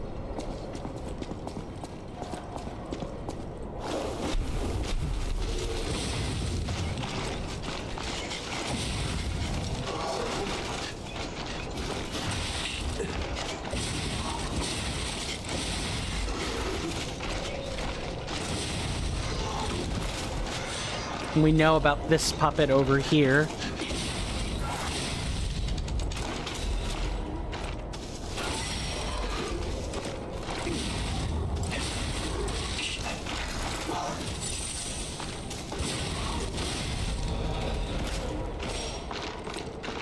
I guess if we want half moonstones, this is how we're gonna get them.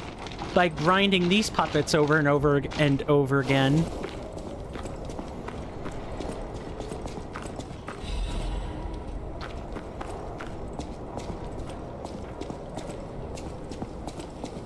And then we had...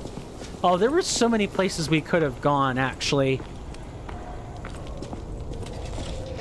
No.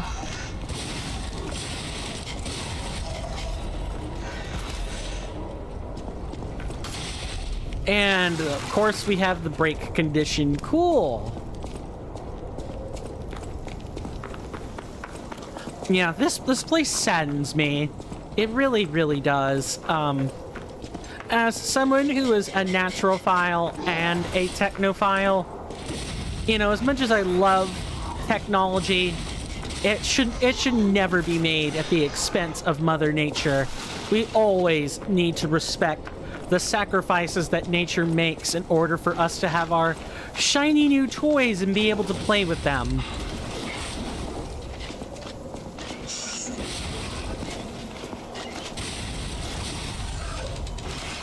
And the fact that a swamp was turned into just a really quite pestilent wasteland is just disgusting.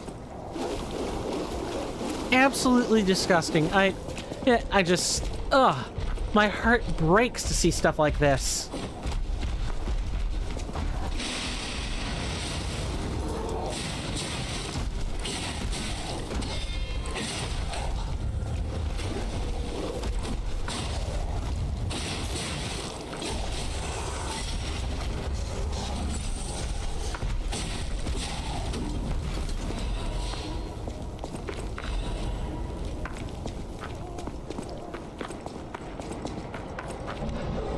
I don't know, here's a question I can ask you guys. What do you guys think about, you know, laying waste to Mother Earth, so to speak?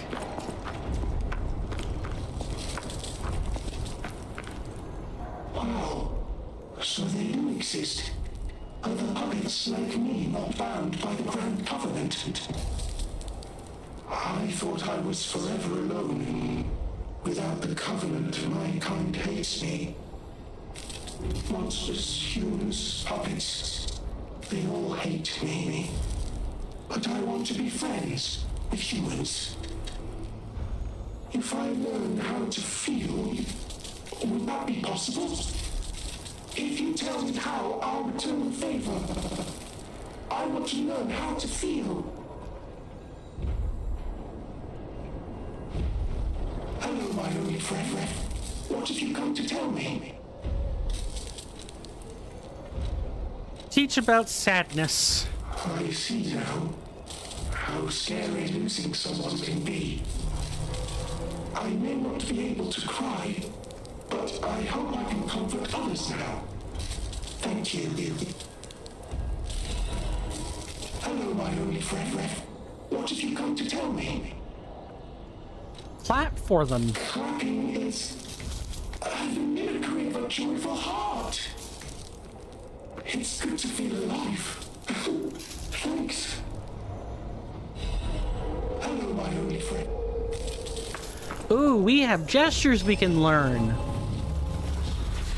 So, can we display some other ones?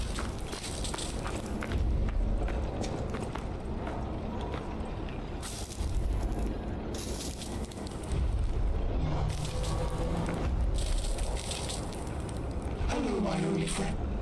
Hello, my only friend.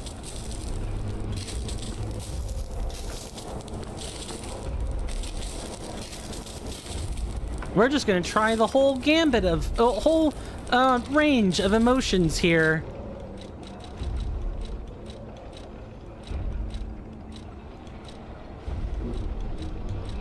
Clap tight.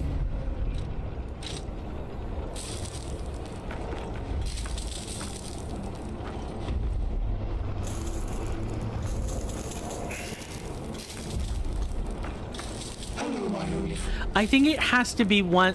It's gotta be gestures that specifically the puppet will register, which is fine. That's totally and completely fine. So before we go out this way, I want to go back and see if there were other paths we could have taken.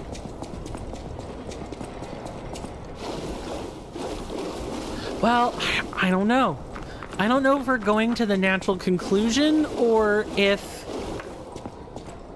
somehow...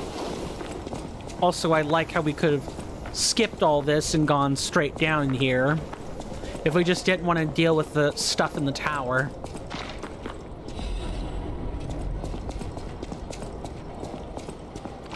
And we took it out. I'm curious if it's gonna come back. If the cannon comes back, then I'll know right away that we can farm here for half moons.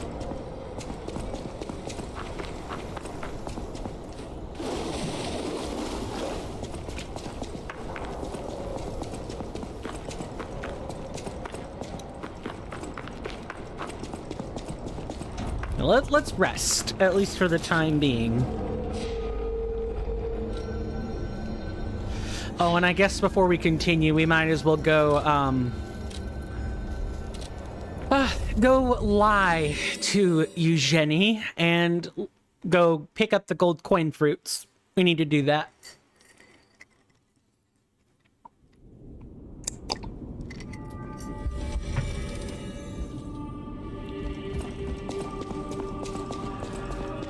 I get the puppet. What is happening?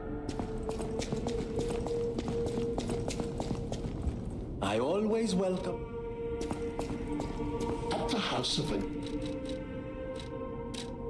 Nope, nothing here.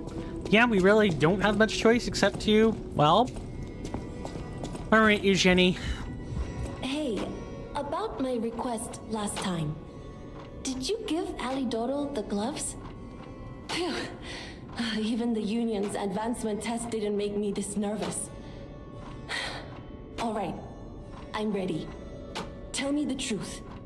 Did the gloves make Alidoro happy? Really? What a relief! I'm confident in my weapons, but it was my first time making gloves, so I was a little nervous. Okay, more than a little.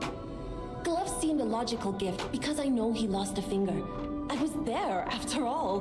When the workshop tower collapsed, the Hound lost a finger saving me. We could have starved to death trapped under the rubble if it wasn't for the Hound's sacrifice back then. I don't want to think about it, and yet I can't forget it. I will never repay that sacrifice, even if I spend my whole life trying, but I'm gonna start now. Thanks. I was too shy to give such a gift to him myself. Speaking of gifts, I got something for you. Take it with my thanks. Now, we definitely have to do a second playthrough and see what happens if we scrap the gloves, or like we tell her the truth. I know my way around a weapon. We'll upgrade this. 2 out of 4. Oh, if only I know we could grind this or not. Okay, I'm gonna bump these up to +7 because we need to at least keep up our weapons some of the time. I know that sets us back, but it's better to have decent options here.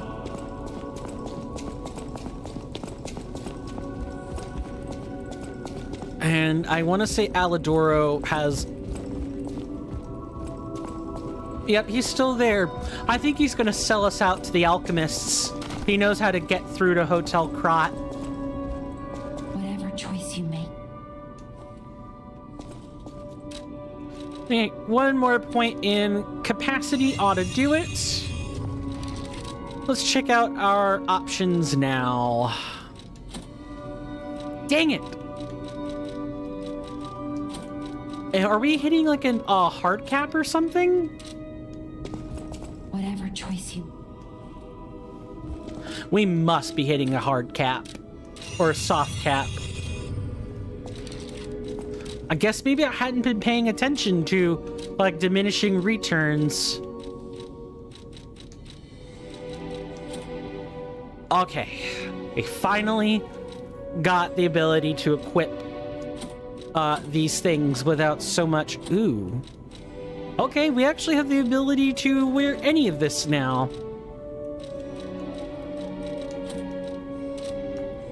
We might need to keep an eye out on some things. Also, we have to have gotten really close to,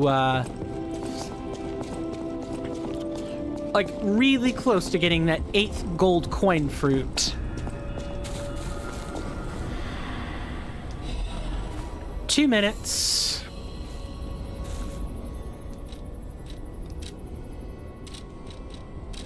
Okay, so this is just another way to do the same thing, it looks like.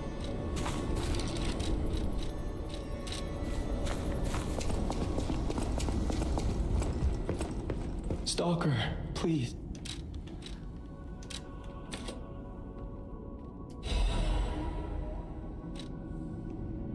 We're gonna grab 2 of these and hope we don't have to use them.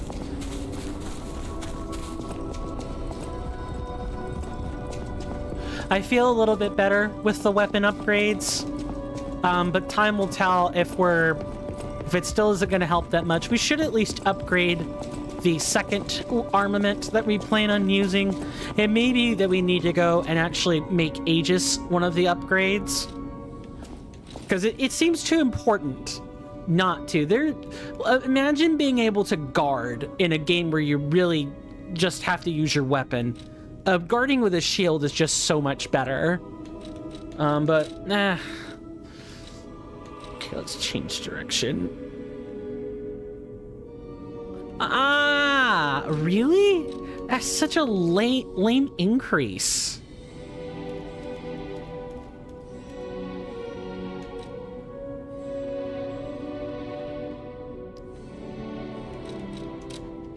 It's probably a pretty good upgrade path to take, though.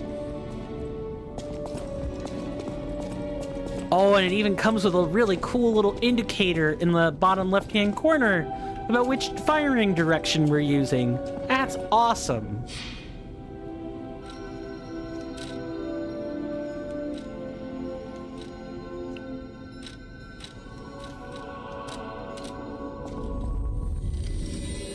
So we have the barren swamp. I think I need to see this through first. I'm not sure. So there's like the mining town that we saw earlier, which is probably where the old coal mine is, but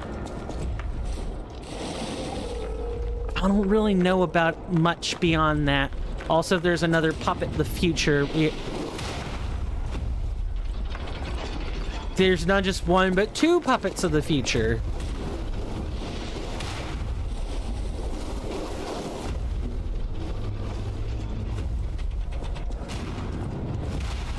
Okay.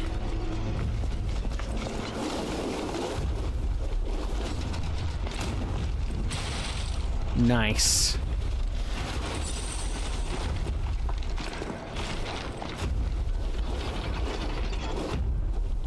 Okay, so yeah, this would be how we get up here, right? Or one of the ways in which we could get up there. No, actually, that's probably a shortcut, and right now we just need to skip this whole thing and just go somewhere else for the time being. Right this way. This is probably...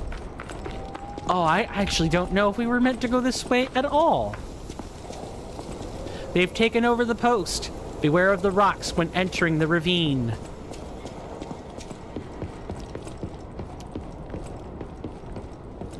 So we have to use Fable.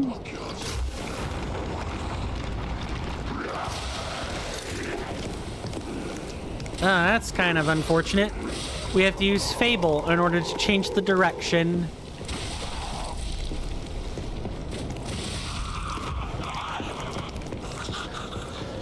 I guess if we don't have anything we actually want to use our Fable for, changing the direction is not a absolutely bad idea or anything, and it'll keep us from overfilling on Fable.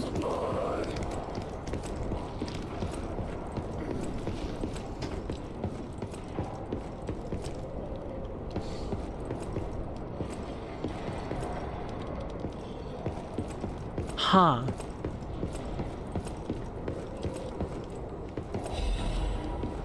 I am scared.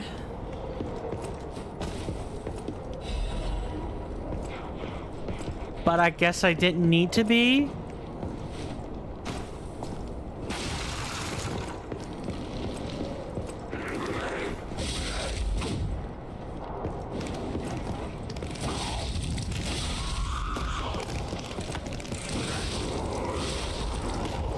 It's nice being able to two-shot these again. Surprisingly, if you can just take out the enemy before they take you out, you know, you usually don't have that much to worry about in Souls-like games. And I guess that's true of anything in PvE or PvP. Like, if you just take someone out before they have a chance to react, It's just golden.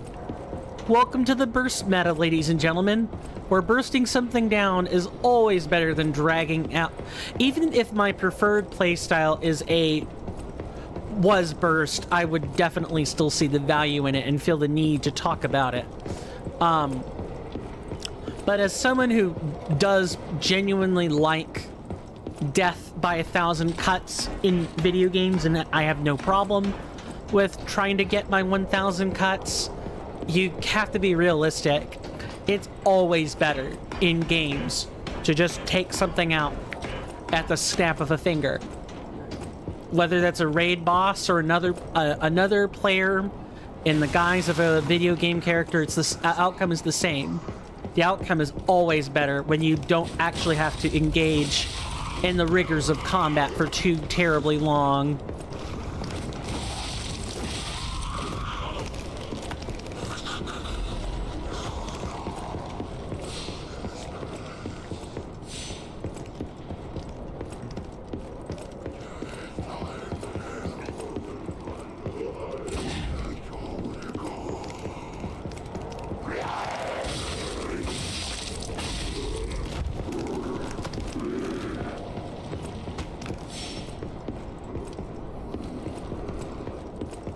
Okay.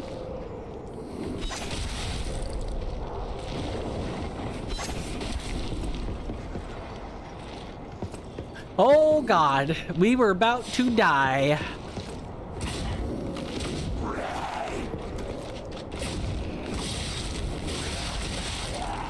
Yuck.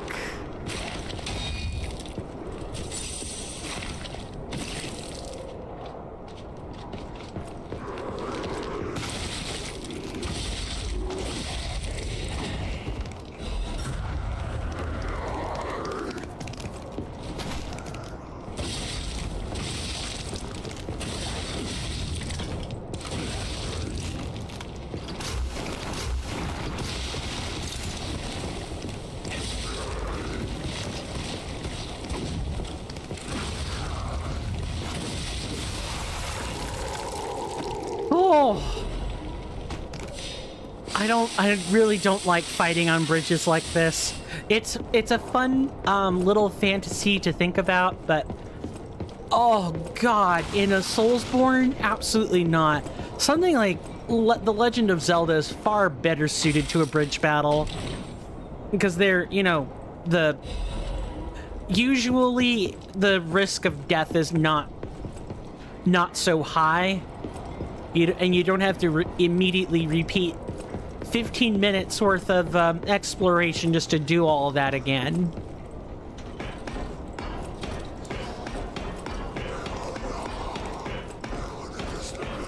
Like, I thought the Twilight Princess very first King Bulblin fight was a very worthwhile encounter. It left a really good, a really strong impression on me as a teenage boy. Just loved that fight, loved it to death. And yes, I did also particularly like it with the sword controls, with the motion controls. What can I say? I'm an actual, motion controls junkie from time to time. I love the original Skyward Sword for the Wii. I love the motion controls, even if they were, a bit jank. It was one of the things that was just genuinely beloved about the game for me. Although I do like being able to turn them on and off in the new, Switch version. That I absolutely don't mind either. Ha! Of course there would be emergency protection. If we had landed anywhere other than the exact center, we were gonna die.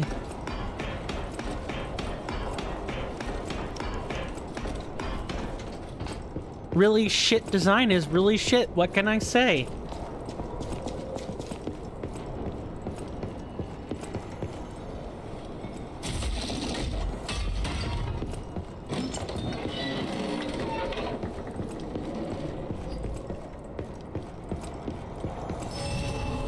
And now the game wants to give us a ton of stargazers.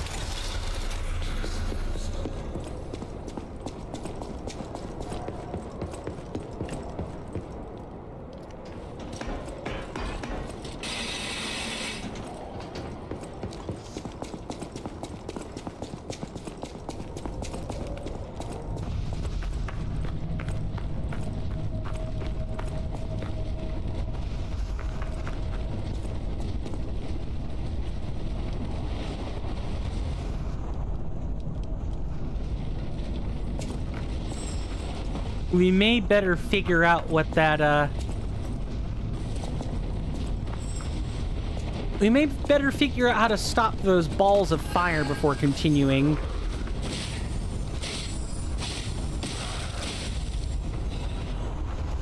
Ooh, an advanced crank. Sweet.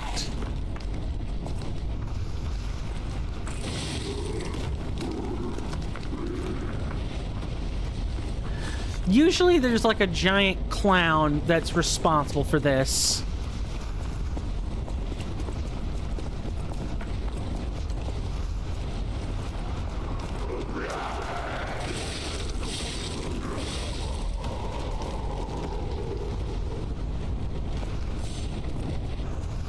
I hate this with every fiber of my being.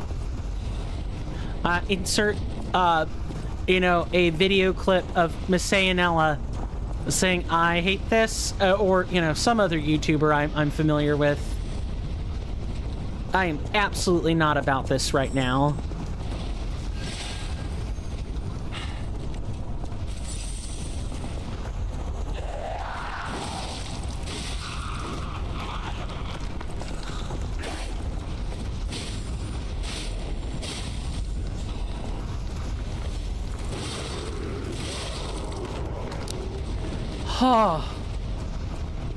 Okay, we need to know where that's... right over this way. That was a trap.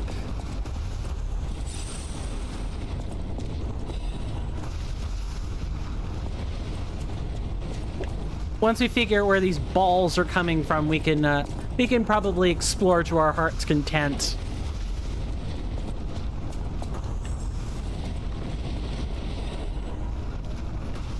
Wait.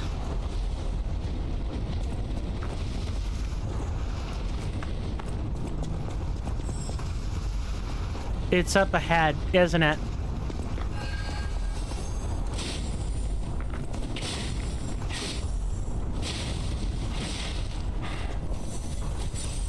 That's fine. We're still alive. Where is the culprit? We need to find this person, this entity who is deciding to chuck balls of dead puppets at us. It was a clown last time. There's no reason to think it wouldn't be this time. Although maybe it's something more sinister this time. I don't really know. Shrug.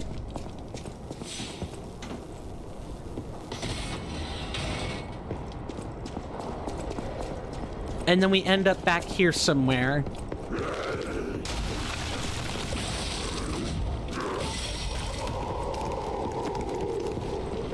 Anything?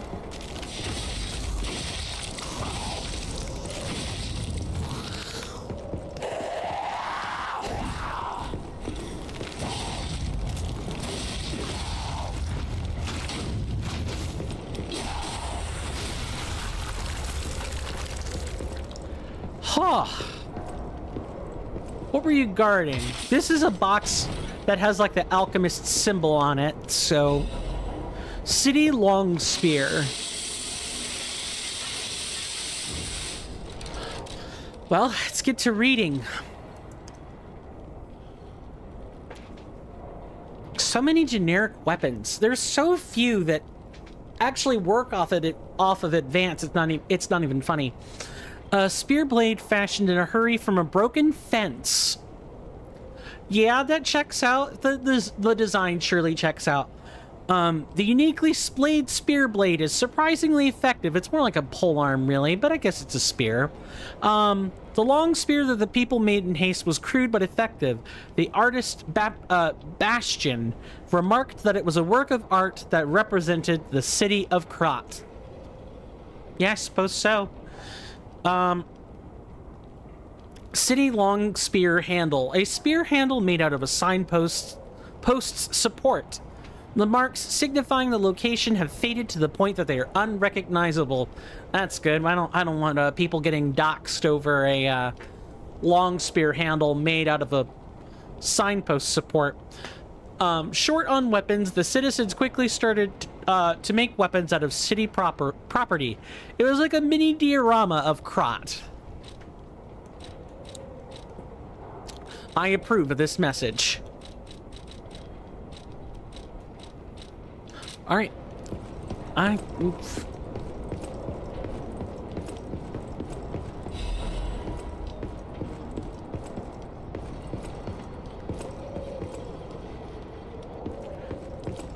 So we unlocked this shortcut.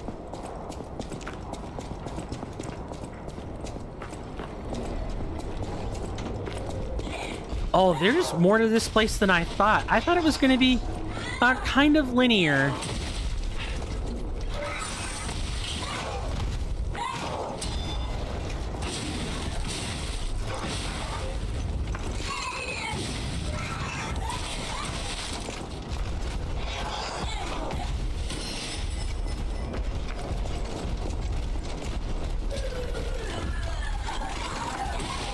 Oh, I'm dead.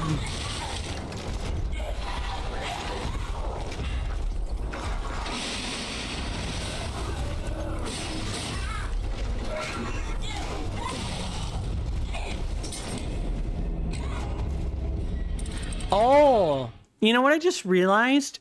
This kind of looks like the original Pinocchio. Not even like the Disney adaptation. It's like a different Pinocchio.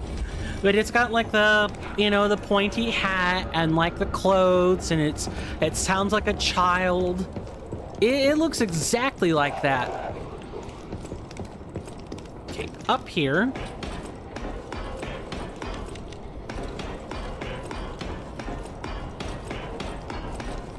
I really hope we get like a... It would be nice to have a bestiary on stuff like this. It's not going to happen, but it would be nice if we had one.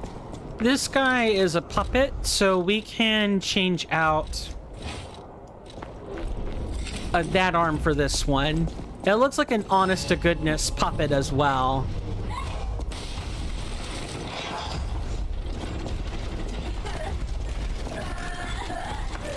No, I don't want a hug.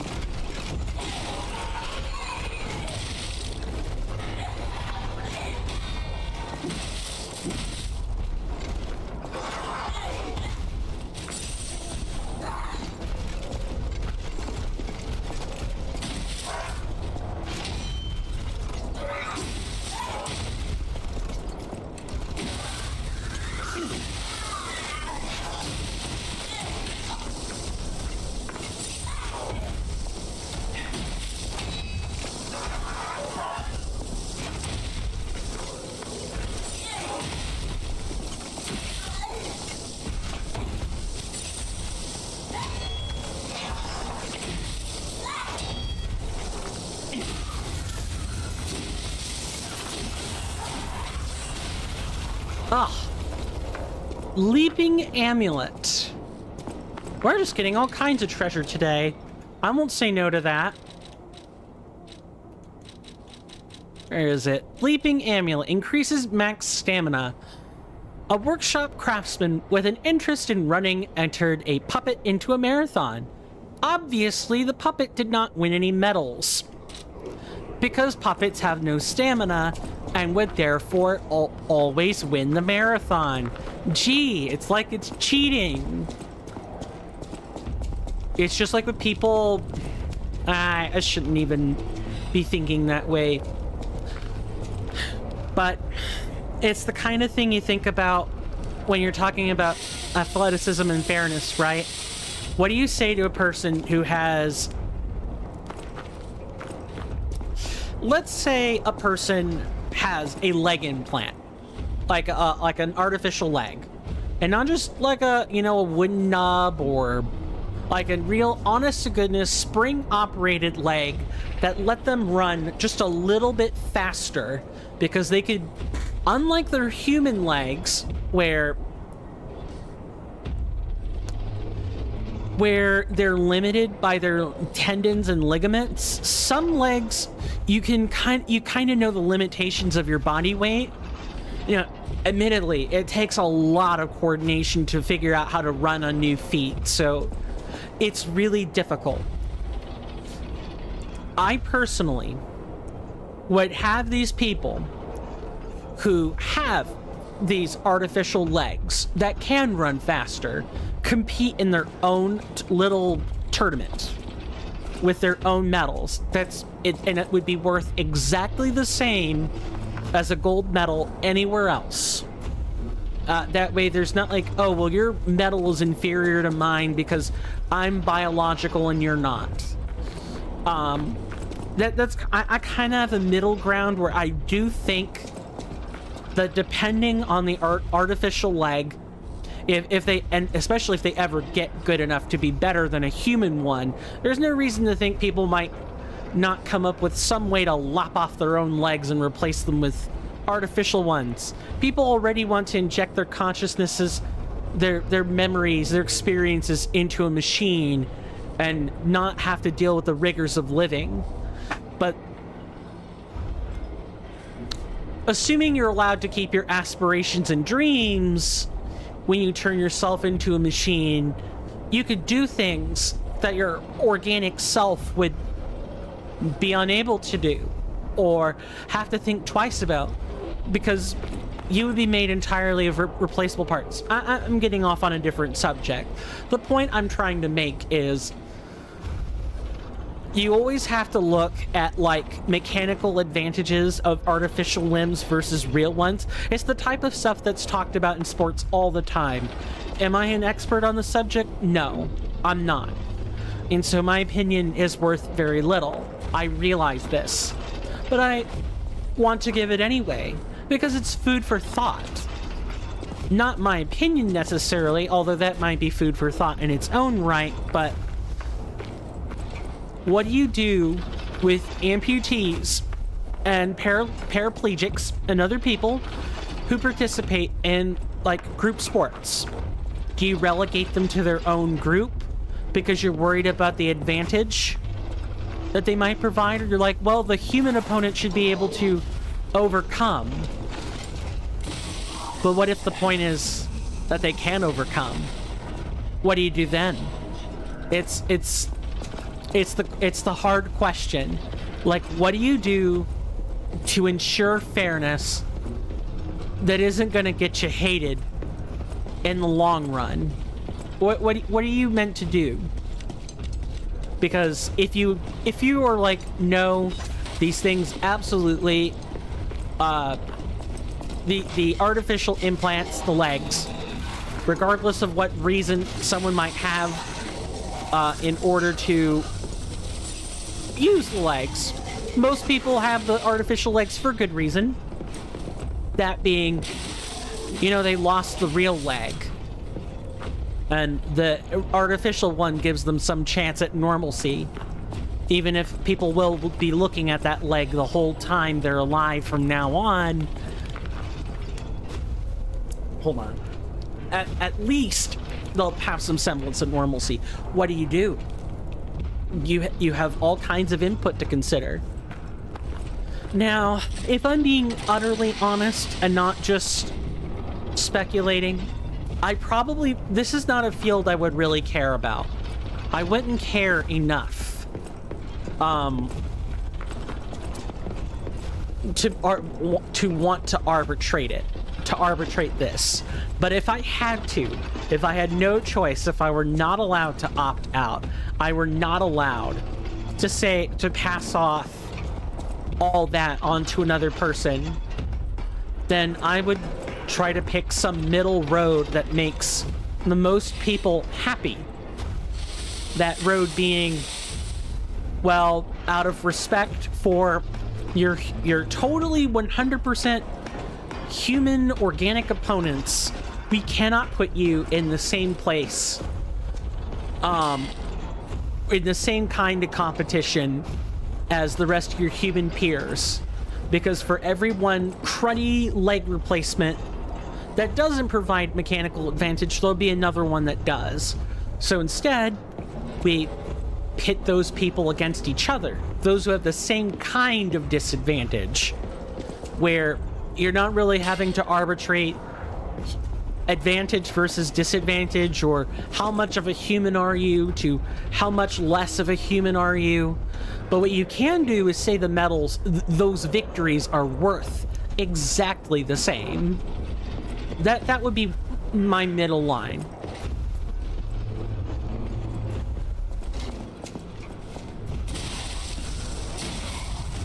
Gotta be careful not to,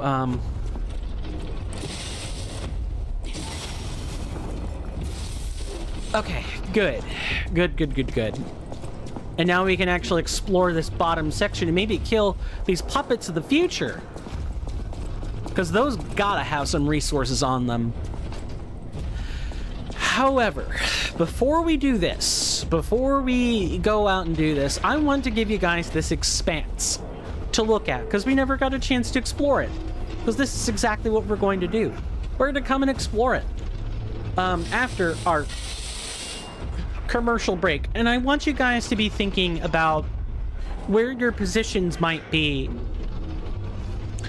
as far as, you know, how would you govern sports? Like, none of us are experts unless you actually participate in the field, and in which case, you know, we're kind of forced to take you at your word, kind of, with a healthy dose of skepticism. How would you govern the field of amputees in sport, like the topic of amputees in sports, and not just amputees who can't replace their limbs, but the ones who have? What would you say to them? How would you regulate it? I would be interested in knowing your response to that. But it is break time. I'm gonna answer nature's call and hopefully not take more than 5 minutes. I want to thank everybody for hanging out and chat with me. I greatly appreciate it. And with that, I will see you guys after this commercial break. Thank you.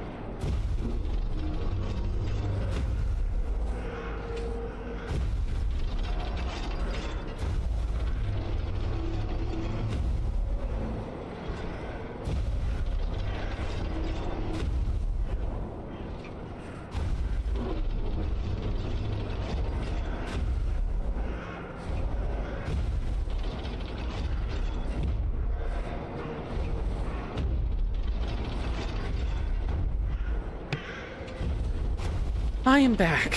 Sorry about that. I had to answer nature's call. I believe I have, overstayed my welcome once again with the extended commercial break. Hopefully everybody enjoyed it, or at the very least found things to keep themselves busy in the meantime. Now, we got a place to explore. We got a whole landfill of puppets of the future to go kill for infinite rewards, probably.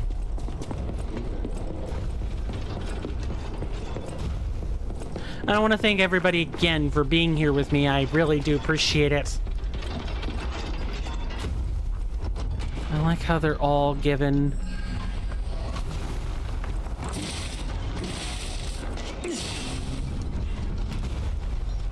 we know about those.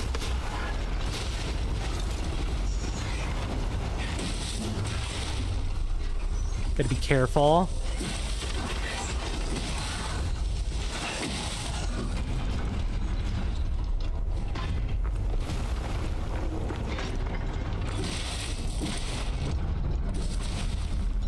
Oof.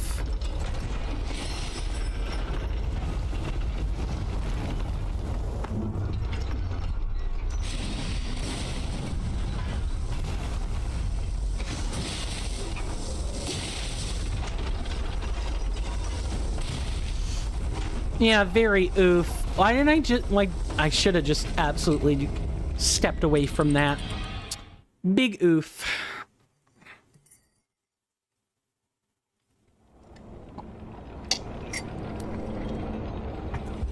So most people that I happen to associate with, yes, we know about shock. Great, thanks. Didn't ask. In terms of the game, what do you guys think about it? As when I talk to people, usually I get the sentiment of it's fun to watch, but I don't like to play those kinds of games. Everybody ranging from YouTubers I've watched, like Kikoskia, or okay, thank the Lord we do not have that giant Pinocchio puppet to deal with. It's probably not called a Pinocchio puppet, but I'm gonna call it one anyway.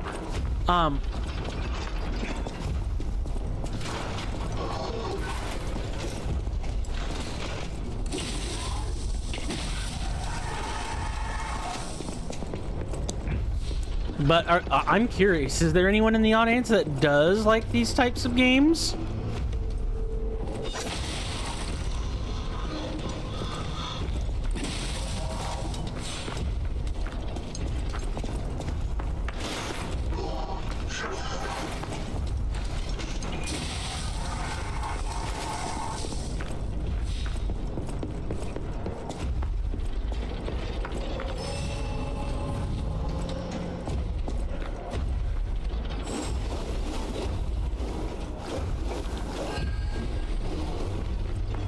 Well, okay.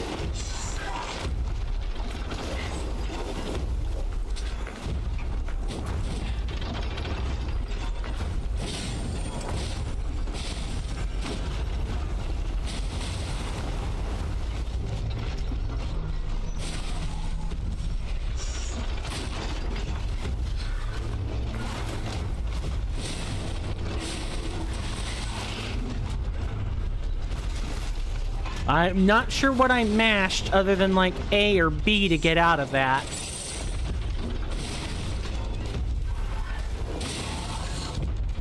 Okay, and what I want to do is kind of like quickly go somewhere over here that the other puppet of the future can't come out and get us.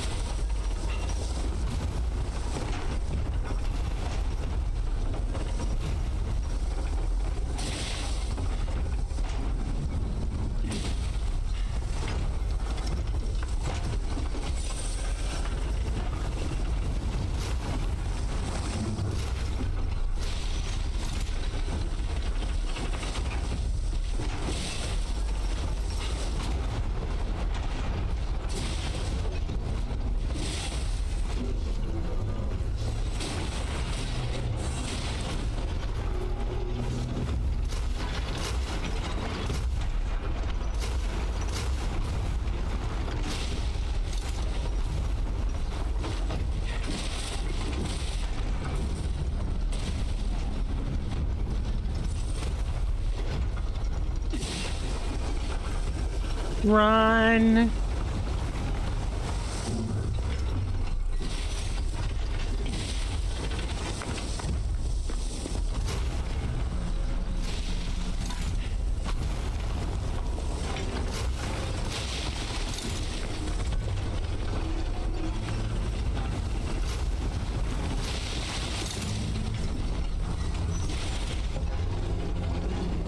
Ah, we don't just get any kind of reward, we get quartz. Which makes these very worthwhile killing.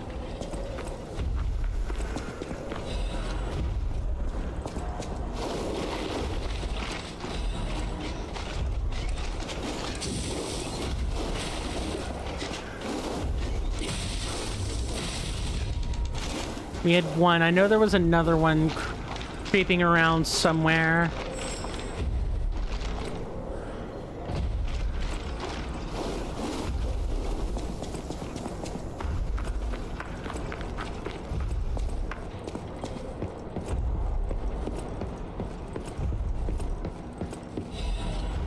Experiment report of order, test subject 890.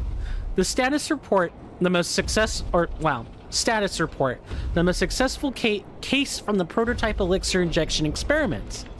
3 patients suffering from the petrification disease who got the elixir injection at the same time died. Right up until their deaths, they experienced painful necrosis and skin ruptures, seizures, and convulsions, and crystalline metastasis throughout the body. Or metastasis. Metastasized? That's wrong, but that is how you would say that word. Ultimately, they became mutations known as carcasses. Okay. So these elixirs are responsible for the carcasses? Is that what you're saying? Number 890 was able to suppress neutralization side effects and has been stable for 56 hours so far. Just the dissociative amnesia, seizures, aggressive urges, and hallucinations found in typical petrification disease victims. Personal opinion. I confirm that the Order's proposal to take a stalker with verified physical abilities as a sample is very effective.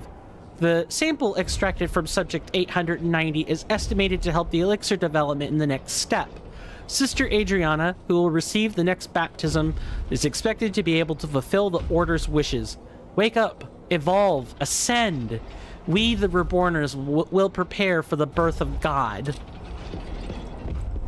Shit! The birth of God, huh?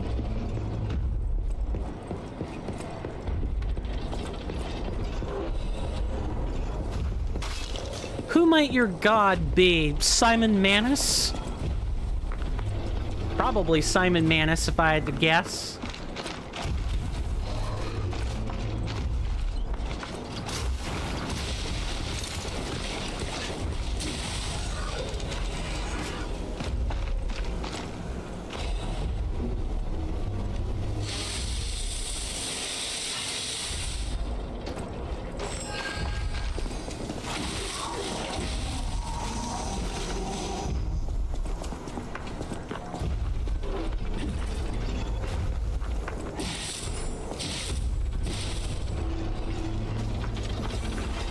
Stabilized alchemical booster?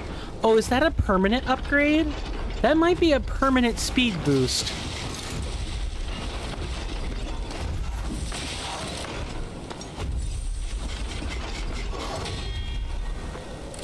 Stop.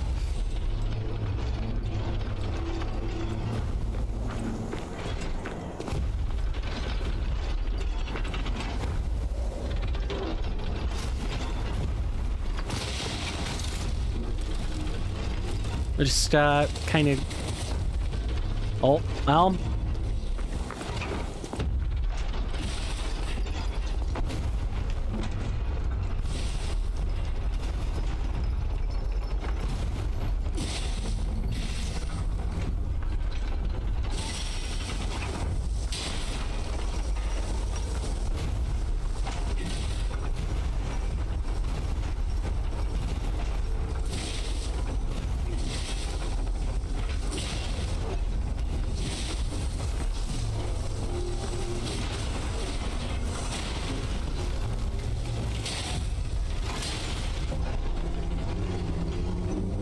I won't say no to 2 pieces of quartz and several moonstones and even a stabilizing elixir. So take a look at that. Speeds up gold coin fruit.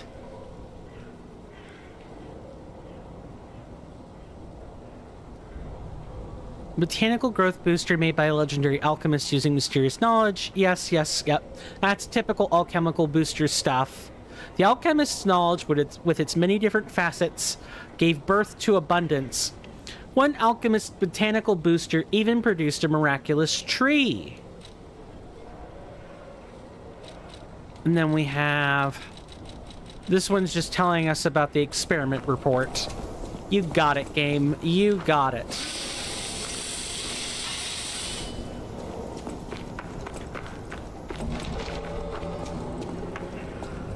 Wow, there is a lot, and I do mean a lot, of dimension butterflies in this area.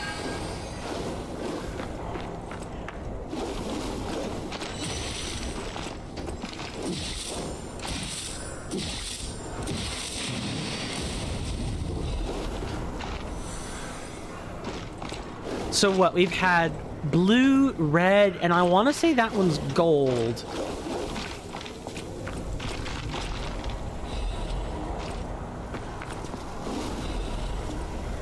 I will definitely not say no to the many treasures that are... Another one? Over here, perhaps? So, blue, red, purple, and gold. Along with another alchemical booster.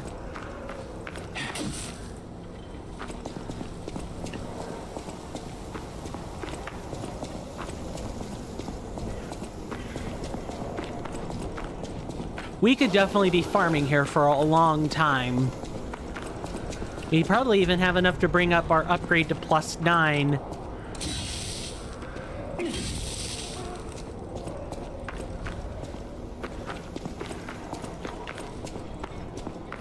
Okay, and this wraps us back around to the beginning.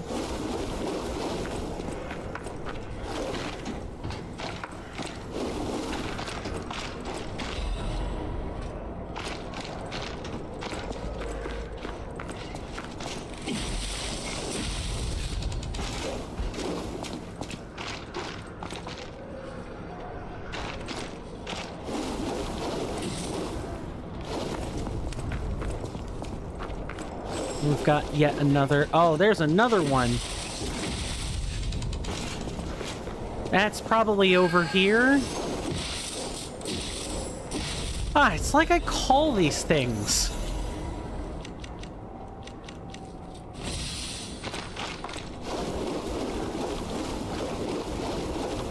This place is huge. I was not expecting this huge swamp.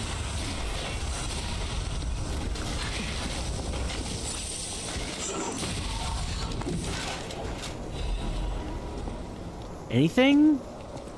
No? Alright then. What are you guarding?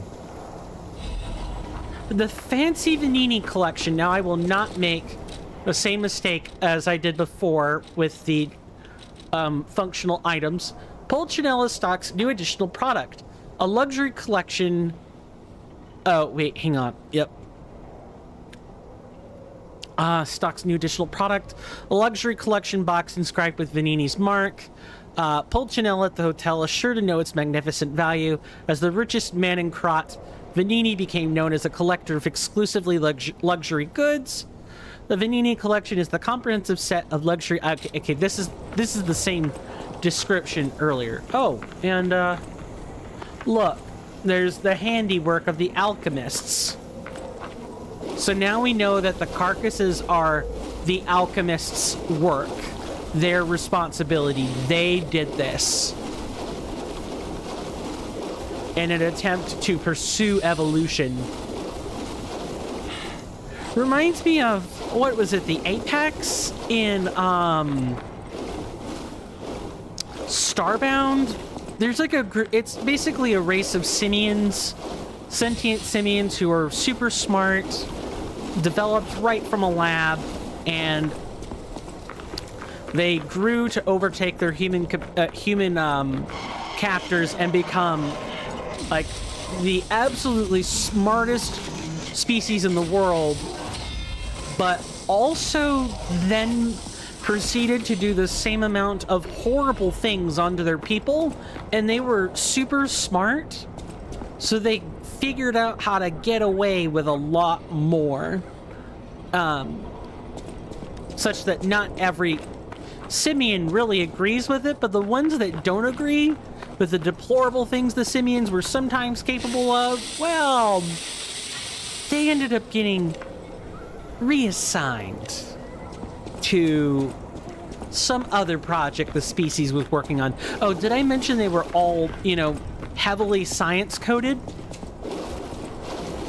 Yeah, let's not forget that. They were all science coded.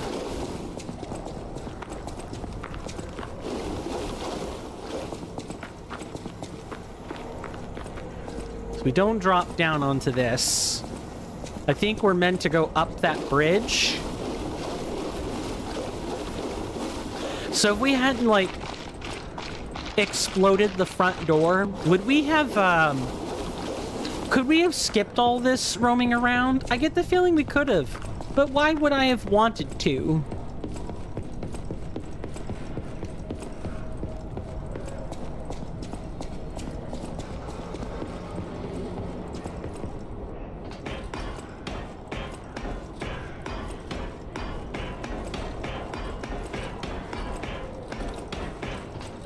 Okay, so which one of these caused us to have issues? It's this one.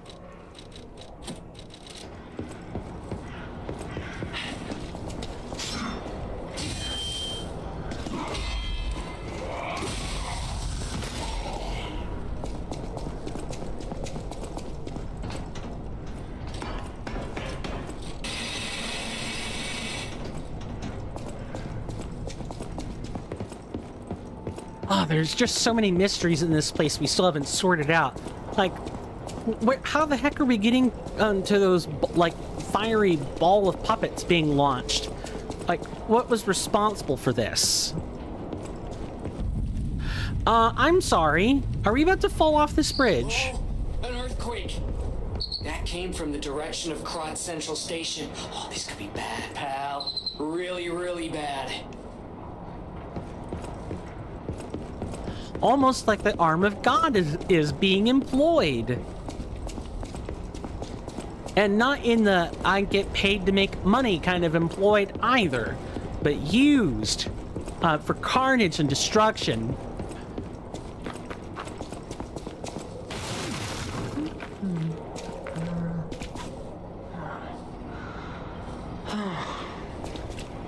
There must be some way to open. Alidoro would know. Oh, hey there, guy. Hey, are you a treasure hunter too? Strange to me, someone in my line of work. I know how this looks, but I'm not a thief or anything. I am on a serious expedition. You wouldn't happen to know a treasure hunter named Alidoro, would you? I'm a big fan. I plan my expeditions to follow Alidoro's traces, but this lock has me at a dead end, and I so wanted to explore the Hermit's Cave. All I can do is keep plugging away. If you come back by, say hello. Maybe I'll get this place open. Life is short, and life in Krot is shorter. I reckon I should cherish what time I've got. All I can do is keep plugging away. If you come back by, say hello. Maybe I'll get this place open. Tell me a bit more about Alidoro. Do you know anything about him that we should know, our fine friend? You never heard of Alidoro? He's a treasure hunter and one of the best. And unlike a lot of the riffraff in Krot, he's not a thief. He's a pro who excavates antiquities methodically. And professionalism is important when you're talking about Ergo. Just mention Ergo and everyone cares about the history behind the ruins. That's why Alidoro has the reputation he does. The quality of his information and the condition of the antiquities are on another level.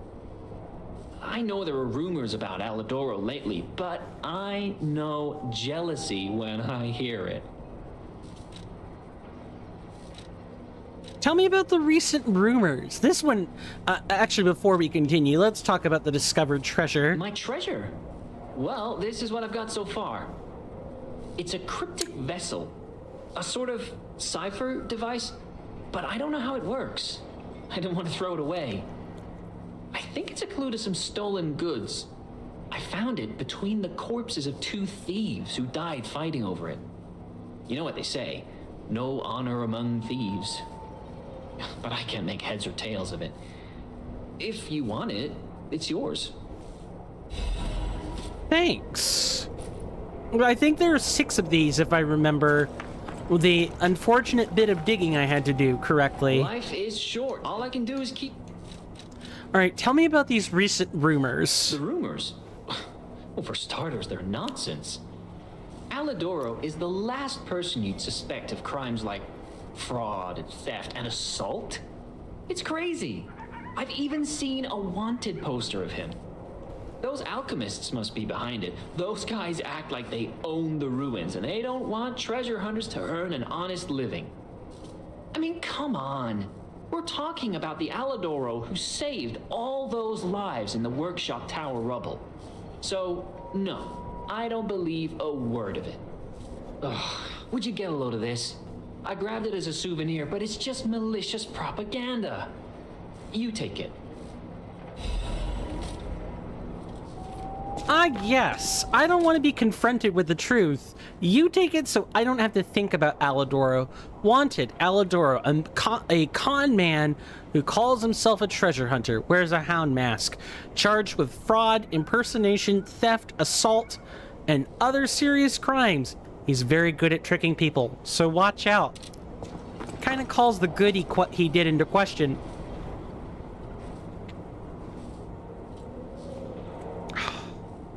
Doesn't it? At least it should be screaming red flags to anyone else. Life is short. All I can do is keep...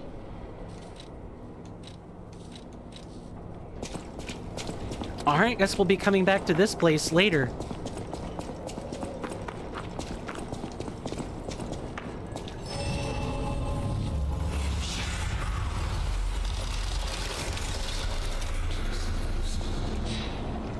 So let's rest. We're out of resources now.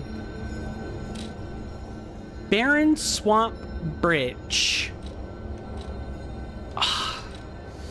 We need to go back and go this other, like, path before we lose the ability to do so. When we blew up. The gate with a minecart. If you're wondering why I was doing this with my upper lip, it was because I apparently just put my finger on it slightly and... Oh, I just did it again. I think I just pushed a hair in. It'll probably become ingrown later. And I'm probably due to, like, trim up the mustache, personally speaking. How are you doing, Mr. Polendina? No matter what fate's serving her, welcome to...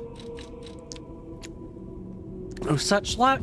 What about you? I get the puppets. What is happening? Ma'am, don't you have, like, clean clothes you can use? Surely there's something you could put on. Nah, it's not a big deal or anything, just... You know. Having grime on your face all the time is not healthy. Brings out acne and bad scars. People have no thanks for keeping.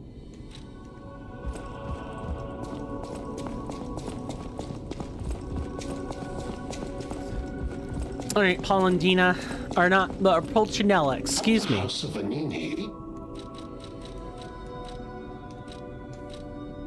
Master Vanini's collection box. You are indeed full of surprises, sir. Patrons of prestige can always count on seeing a bit more than the average customer. I am talking about you, sir. Shall we pay a visit to the House of Vanini's private reserve? Yes. At the House of Vanini. Ooh. Destruction. grindstone. Oh, and satisfaction grindstone. Blue guardianship amulet. Max amount of HP, stamina, and legion. Might as well get to reading. Let's start at the beginning. Okay, these don't have anything. I, of course, am going to pick up these. Might as well pick up everything we can while we're here. Pistol rock drill blade. A rock drill made by a drill blade made by the Vanini Company. The tip is coated with an alloy that makes destroying even rock easy. Ergo mining has been the central interest of Kratz technicians for decades. No matter how much they mined with their various tools, the ore never ran dry. Pistol rock drill handle. A rock drill handle made by Vanini Company. When the trigger is pulled, the piston joint vibrates the blade and increases its destructive power. The workers who suffered pain from the rock drill's strong recoil complained. In the end, this led to the Ergo mine work site being occupied by miner puppets. I mean, yeah, the vibration doesn't feel that good on your muscles after a while. Too bad it's another strength weapon. These guys must have had a fantasy or something regarding, you know, strength builds / motivity builds. Yeah, motivity. I had to double check myself here. Grind. Increases critical hit chance temporarily. Furious forward stab. Stab enemies in front of you. Hold down the attack button for repeated stabbing attacks. If held for a certain time, it triggers a strong finishing attack. Might as well pick it up. Arch fiber reinforced liner. Oh, this is like the final versions. A liner product from Arch, the Ironworks Company. Adding to the design of the Workshop Union product, it is made from a highly durable but heavy material. Yep, we're gonna grab these. Transformation Amulet. Advance +4. Now, this is the kind of thing I would want. Change is the start of progress. Puppets are no exception, as they must possess a variety of means at their disposal to respond to variables. And the blue guardianship amulet. The girl from the Monad family felt the puppet's pain and it made her sad. She made a special amulet to help the dying puppet recover. All right, Miss Eugenie. I know my way around That's the real cat that we should go see right there. Might as well break down the weapons we've been getting.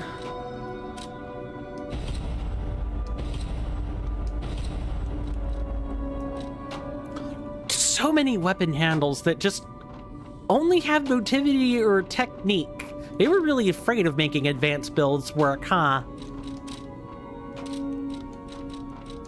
Okay, so we upgrade this. And we can't because we don't have enough to do so. Yuck!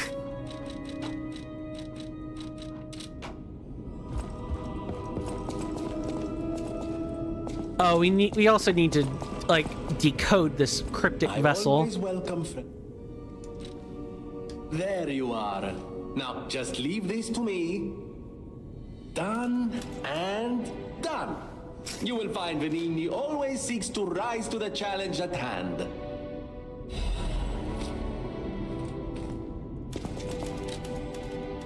Okay, so we'll close this. Do we still keep the vessel? Nope. I should have read it again. Yikes. Let's go ahead and read then. An old shack in the Tomb slums in Malum district. Look for the bleak tree and laundry line and enter the shack next to them. Appendix. An agreement is attached for mutual trust. I kept hiding the stolen goods in the barren swamp and realized something. I'm never going to return if I keep to the swamp. All I've known is the life of a thief. Excuse me. But I don't want to die now.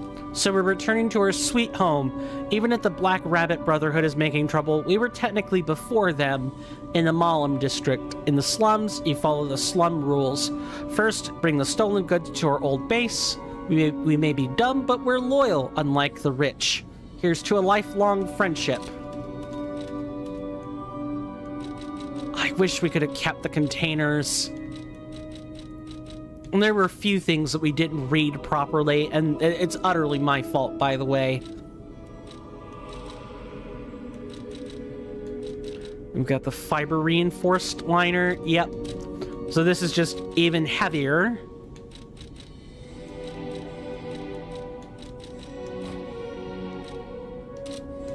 But we gotta take a break from upgrading our capacity so that we can upgrade our damage stats. We have not done that in a while, and we need to do that badly. No matter what, serve you welcome.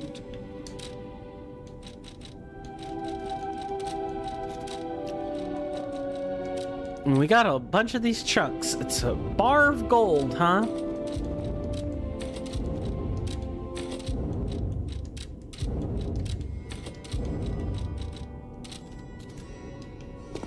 Okay, we have gotten some upgrades. Good. Let's go invest this quartz. And then I will... That's not the correct direction, coin. How long has our wooden nose gotten, actually? Pretty damn long.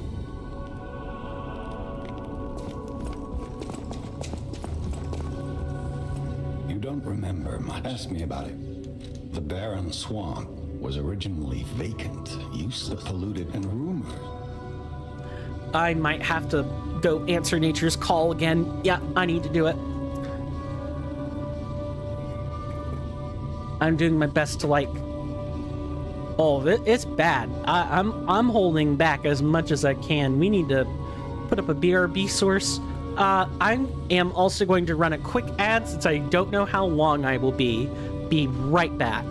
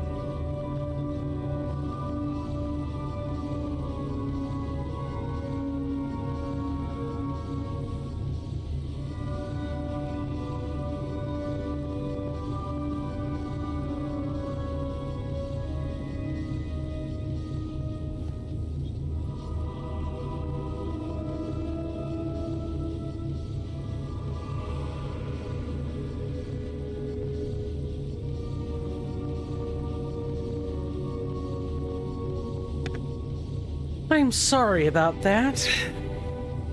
I'm back. So, since we lost out on 5 minutes, I will be adding 5 minutes to the stream time. Because this happened completely outside of my control. I did not plan to go to the bathroom, but that's what I had to do. So I'm gonna be generous with the content today. You don't remember? No, I don't care. I don't want any of your recollections of Rosa Isabel Street.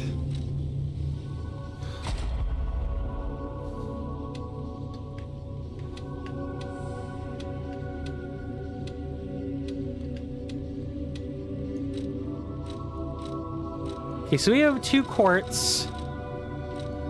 And of course we have to use different quartz here.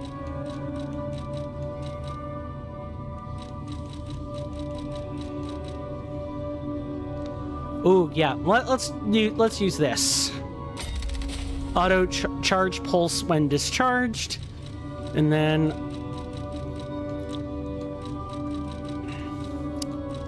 increased ergo, reduce prices.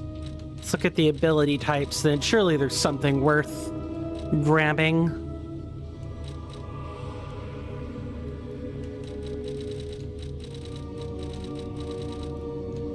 Charge Legion when eliminating an enemy?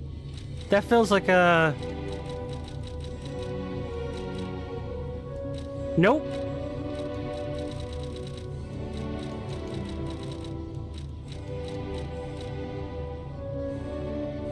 Charging upon fatal attacks. No, I don't really want that.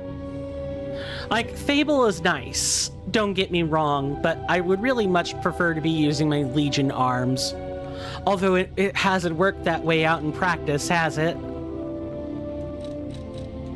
So let's go for this then. Charge Legion when eliminating an enemy 2.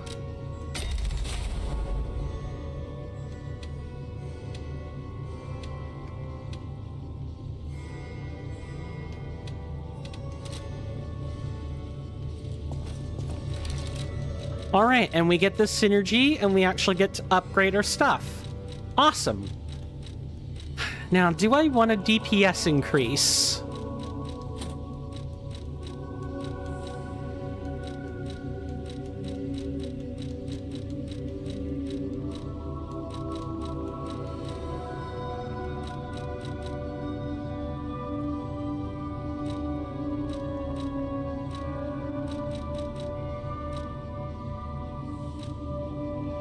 Huh, I'm not really sure yet.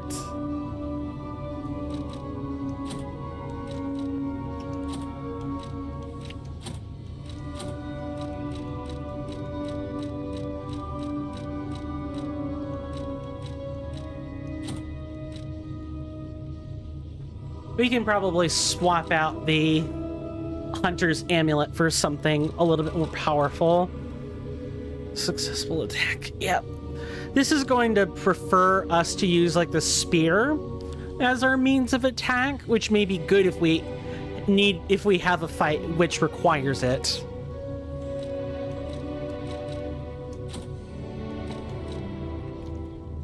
Not really sure yet. I would almost prefer to have some extra power. Yeah, let's go with that. Let's have some extra oomph. To our, like, advance. That's actually going to make a world of difference. And, now we can put some advanced cranks on some stuff.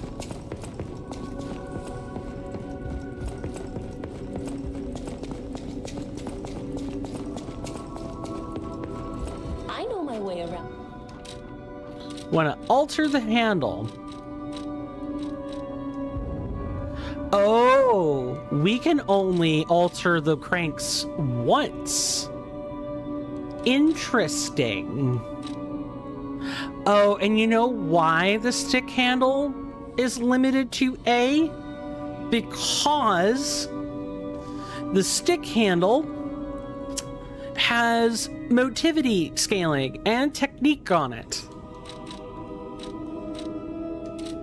any kind of electric blitz weapon that would give us a better handle. I don't know. Let's assemble weapons here. Let's take a look at handles here, and I wish we could like sort these. Instead, we just kind of have to look. Circular electric chainsaw. This turns it into a two-handed weapon.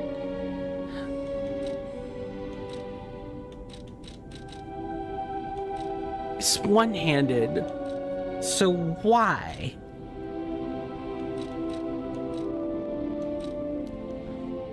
I think what we've come to discover is that the electric coil stick has a limit. And we need to replace the coil stick with a two-handed weapon. That's what I'm coming to discover on this. Which will give the electric coil head a much more oomph.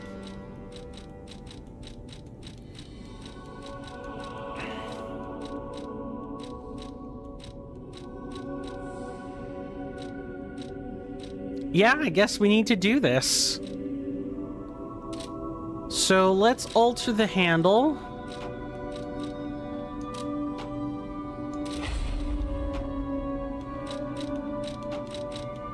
Yeah, and it's not like we get more cranks. So the cranks are like the currency that we can't really replace.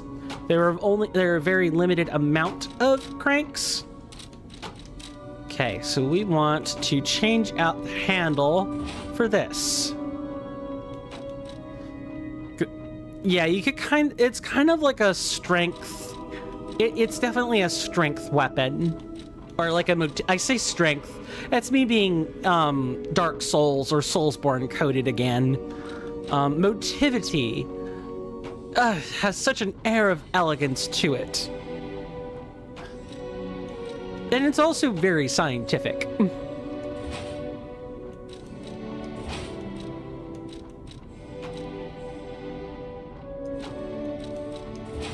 No. We're going to weapon assemble.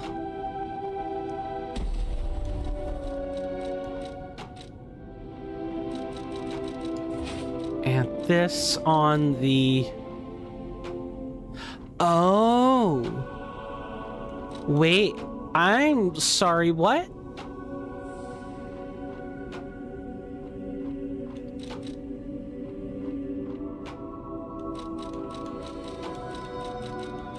Hold on, I have to look at this.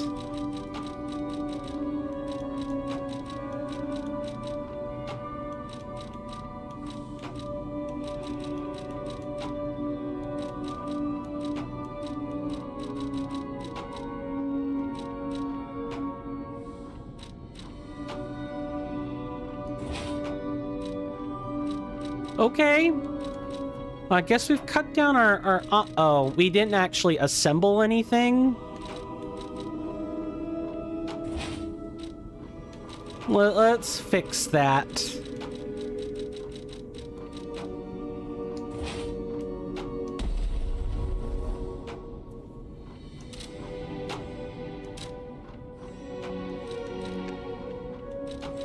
So now we alter the handles here so that we have better scaling. We do, in fact, need to do this.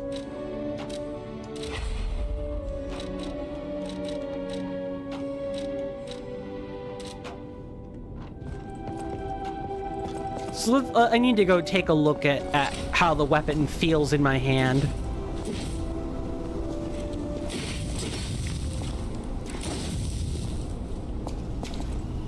How much better does this feel?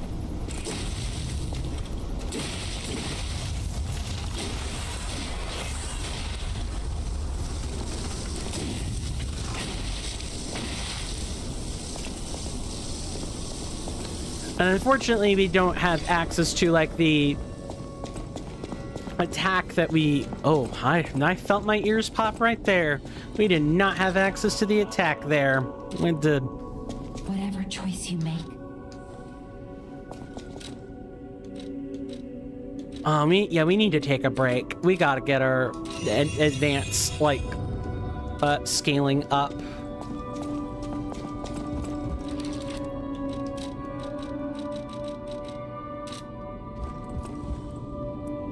How's our gold coin fruit looking? Alright, we should go grab those. And I think in the interest of pacing, we are going to go ahead and end the episode here. I've got a thumbnail I need to make, and this one's not going to be a Lies of P thumbnail. Not specifically a Lies of P thumbnail. I have to think about what I want to do to represent our unknown pathway here. Right, other direction, coin, other direction. There are so many places we could go.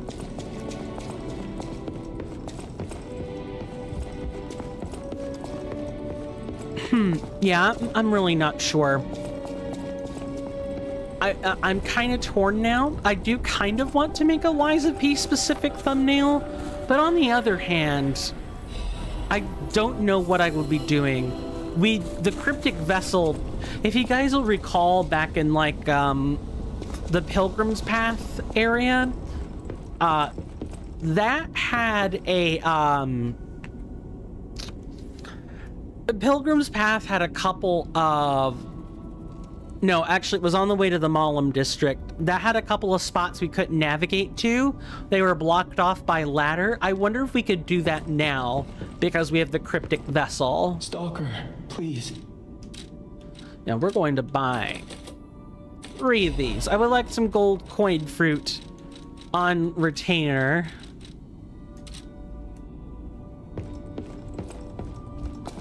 And go from there.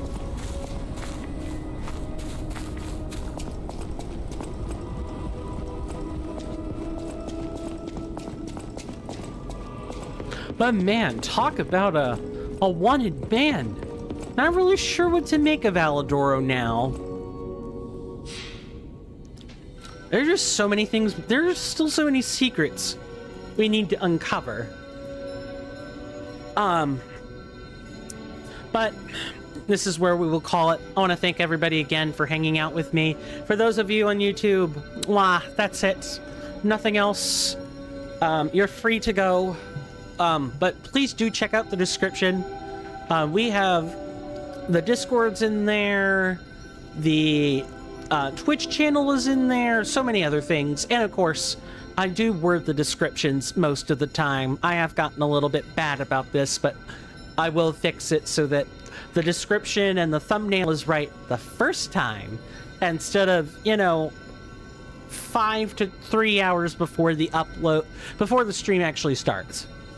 So, my name is Coinstamp, or Swirling Vortex, or Steven. You may call me whatever would make you feel more comfortable or at home here in our storm halls among our senators and inductees.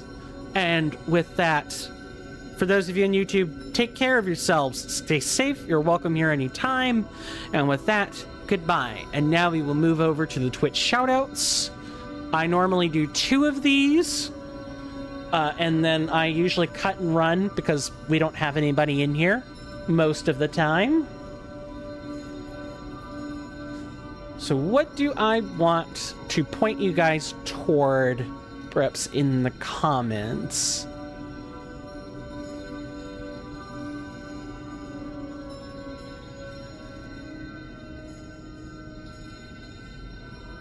Sorry, this does kind of take me a second to look.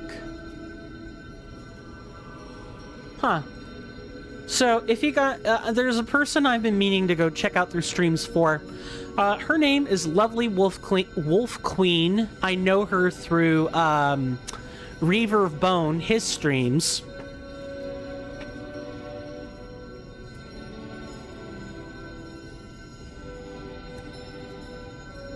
Sometimes Reaver and Lovely Wolf play games together. Sometimes they don't.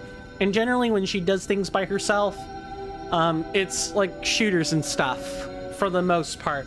Although I do not know a single thing about X-Defiant, so I will refrain at least from mentioning whatever the game for tonight's stream is. As for our second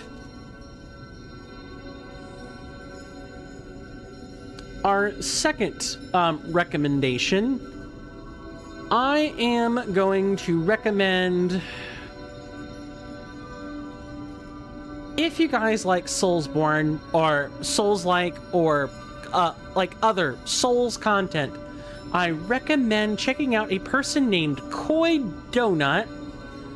They are playing Elden Ring with DLC and seamless co-op. Yum!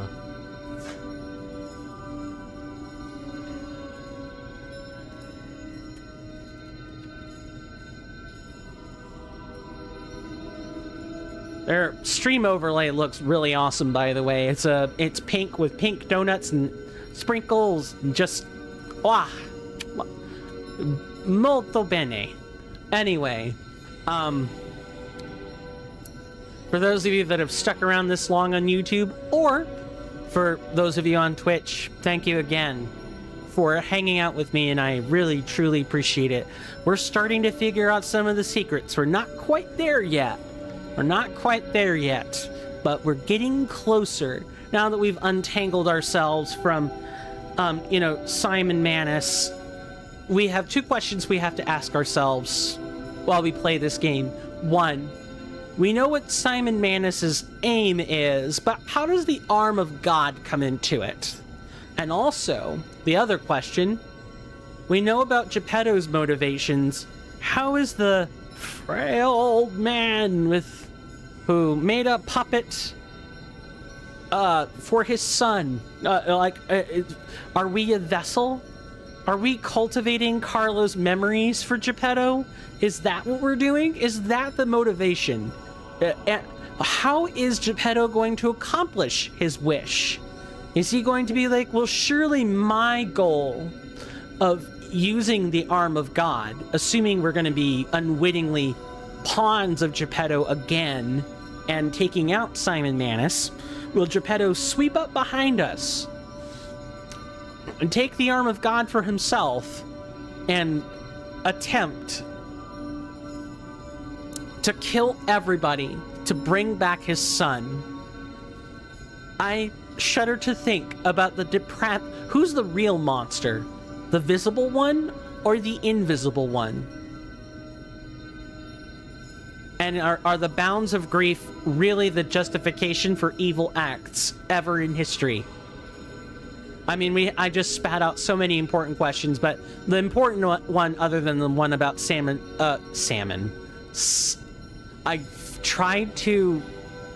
I combined Simon and Manus. That's what I did. Simon Manus. Salmon. I don't know. What?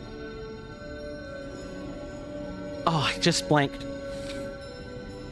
Will Geppetto do the unthinkable? And will he go from being an aggrieved man to a monster?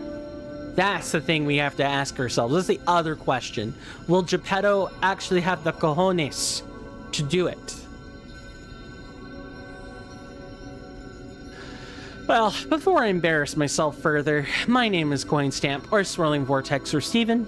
Thank you guys for sticking around this long. And, yeah, actually, we ended the, I was supposed to give you guys 7 minutes, but as it turns out, with my rambling, we didn't even have time for that. We would have gone over anyway. Thank you for hanging out. I'll see you guys tomorrow at the normal time, unless something happens. Hopefully you guys will have a soundboard by then, at least a somewhat functional one. And with that, stay safe, take care of yourselves. You're welcome in my halls anytime. You know the algorithmic stuff to do. And please check out the About Me section on Twitch, or you can check the description on YouTube. Those are both important places to look for information. And with that, goodbye.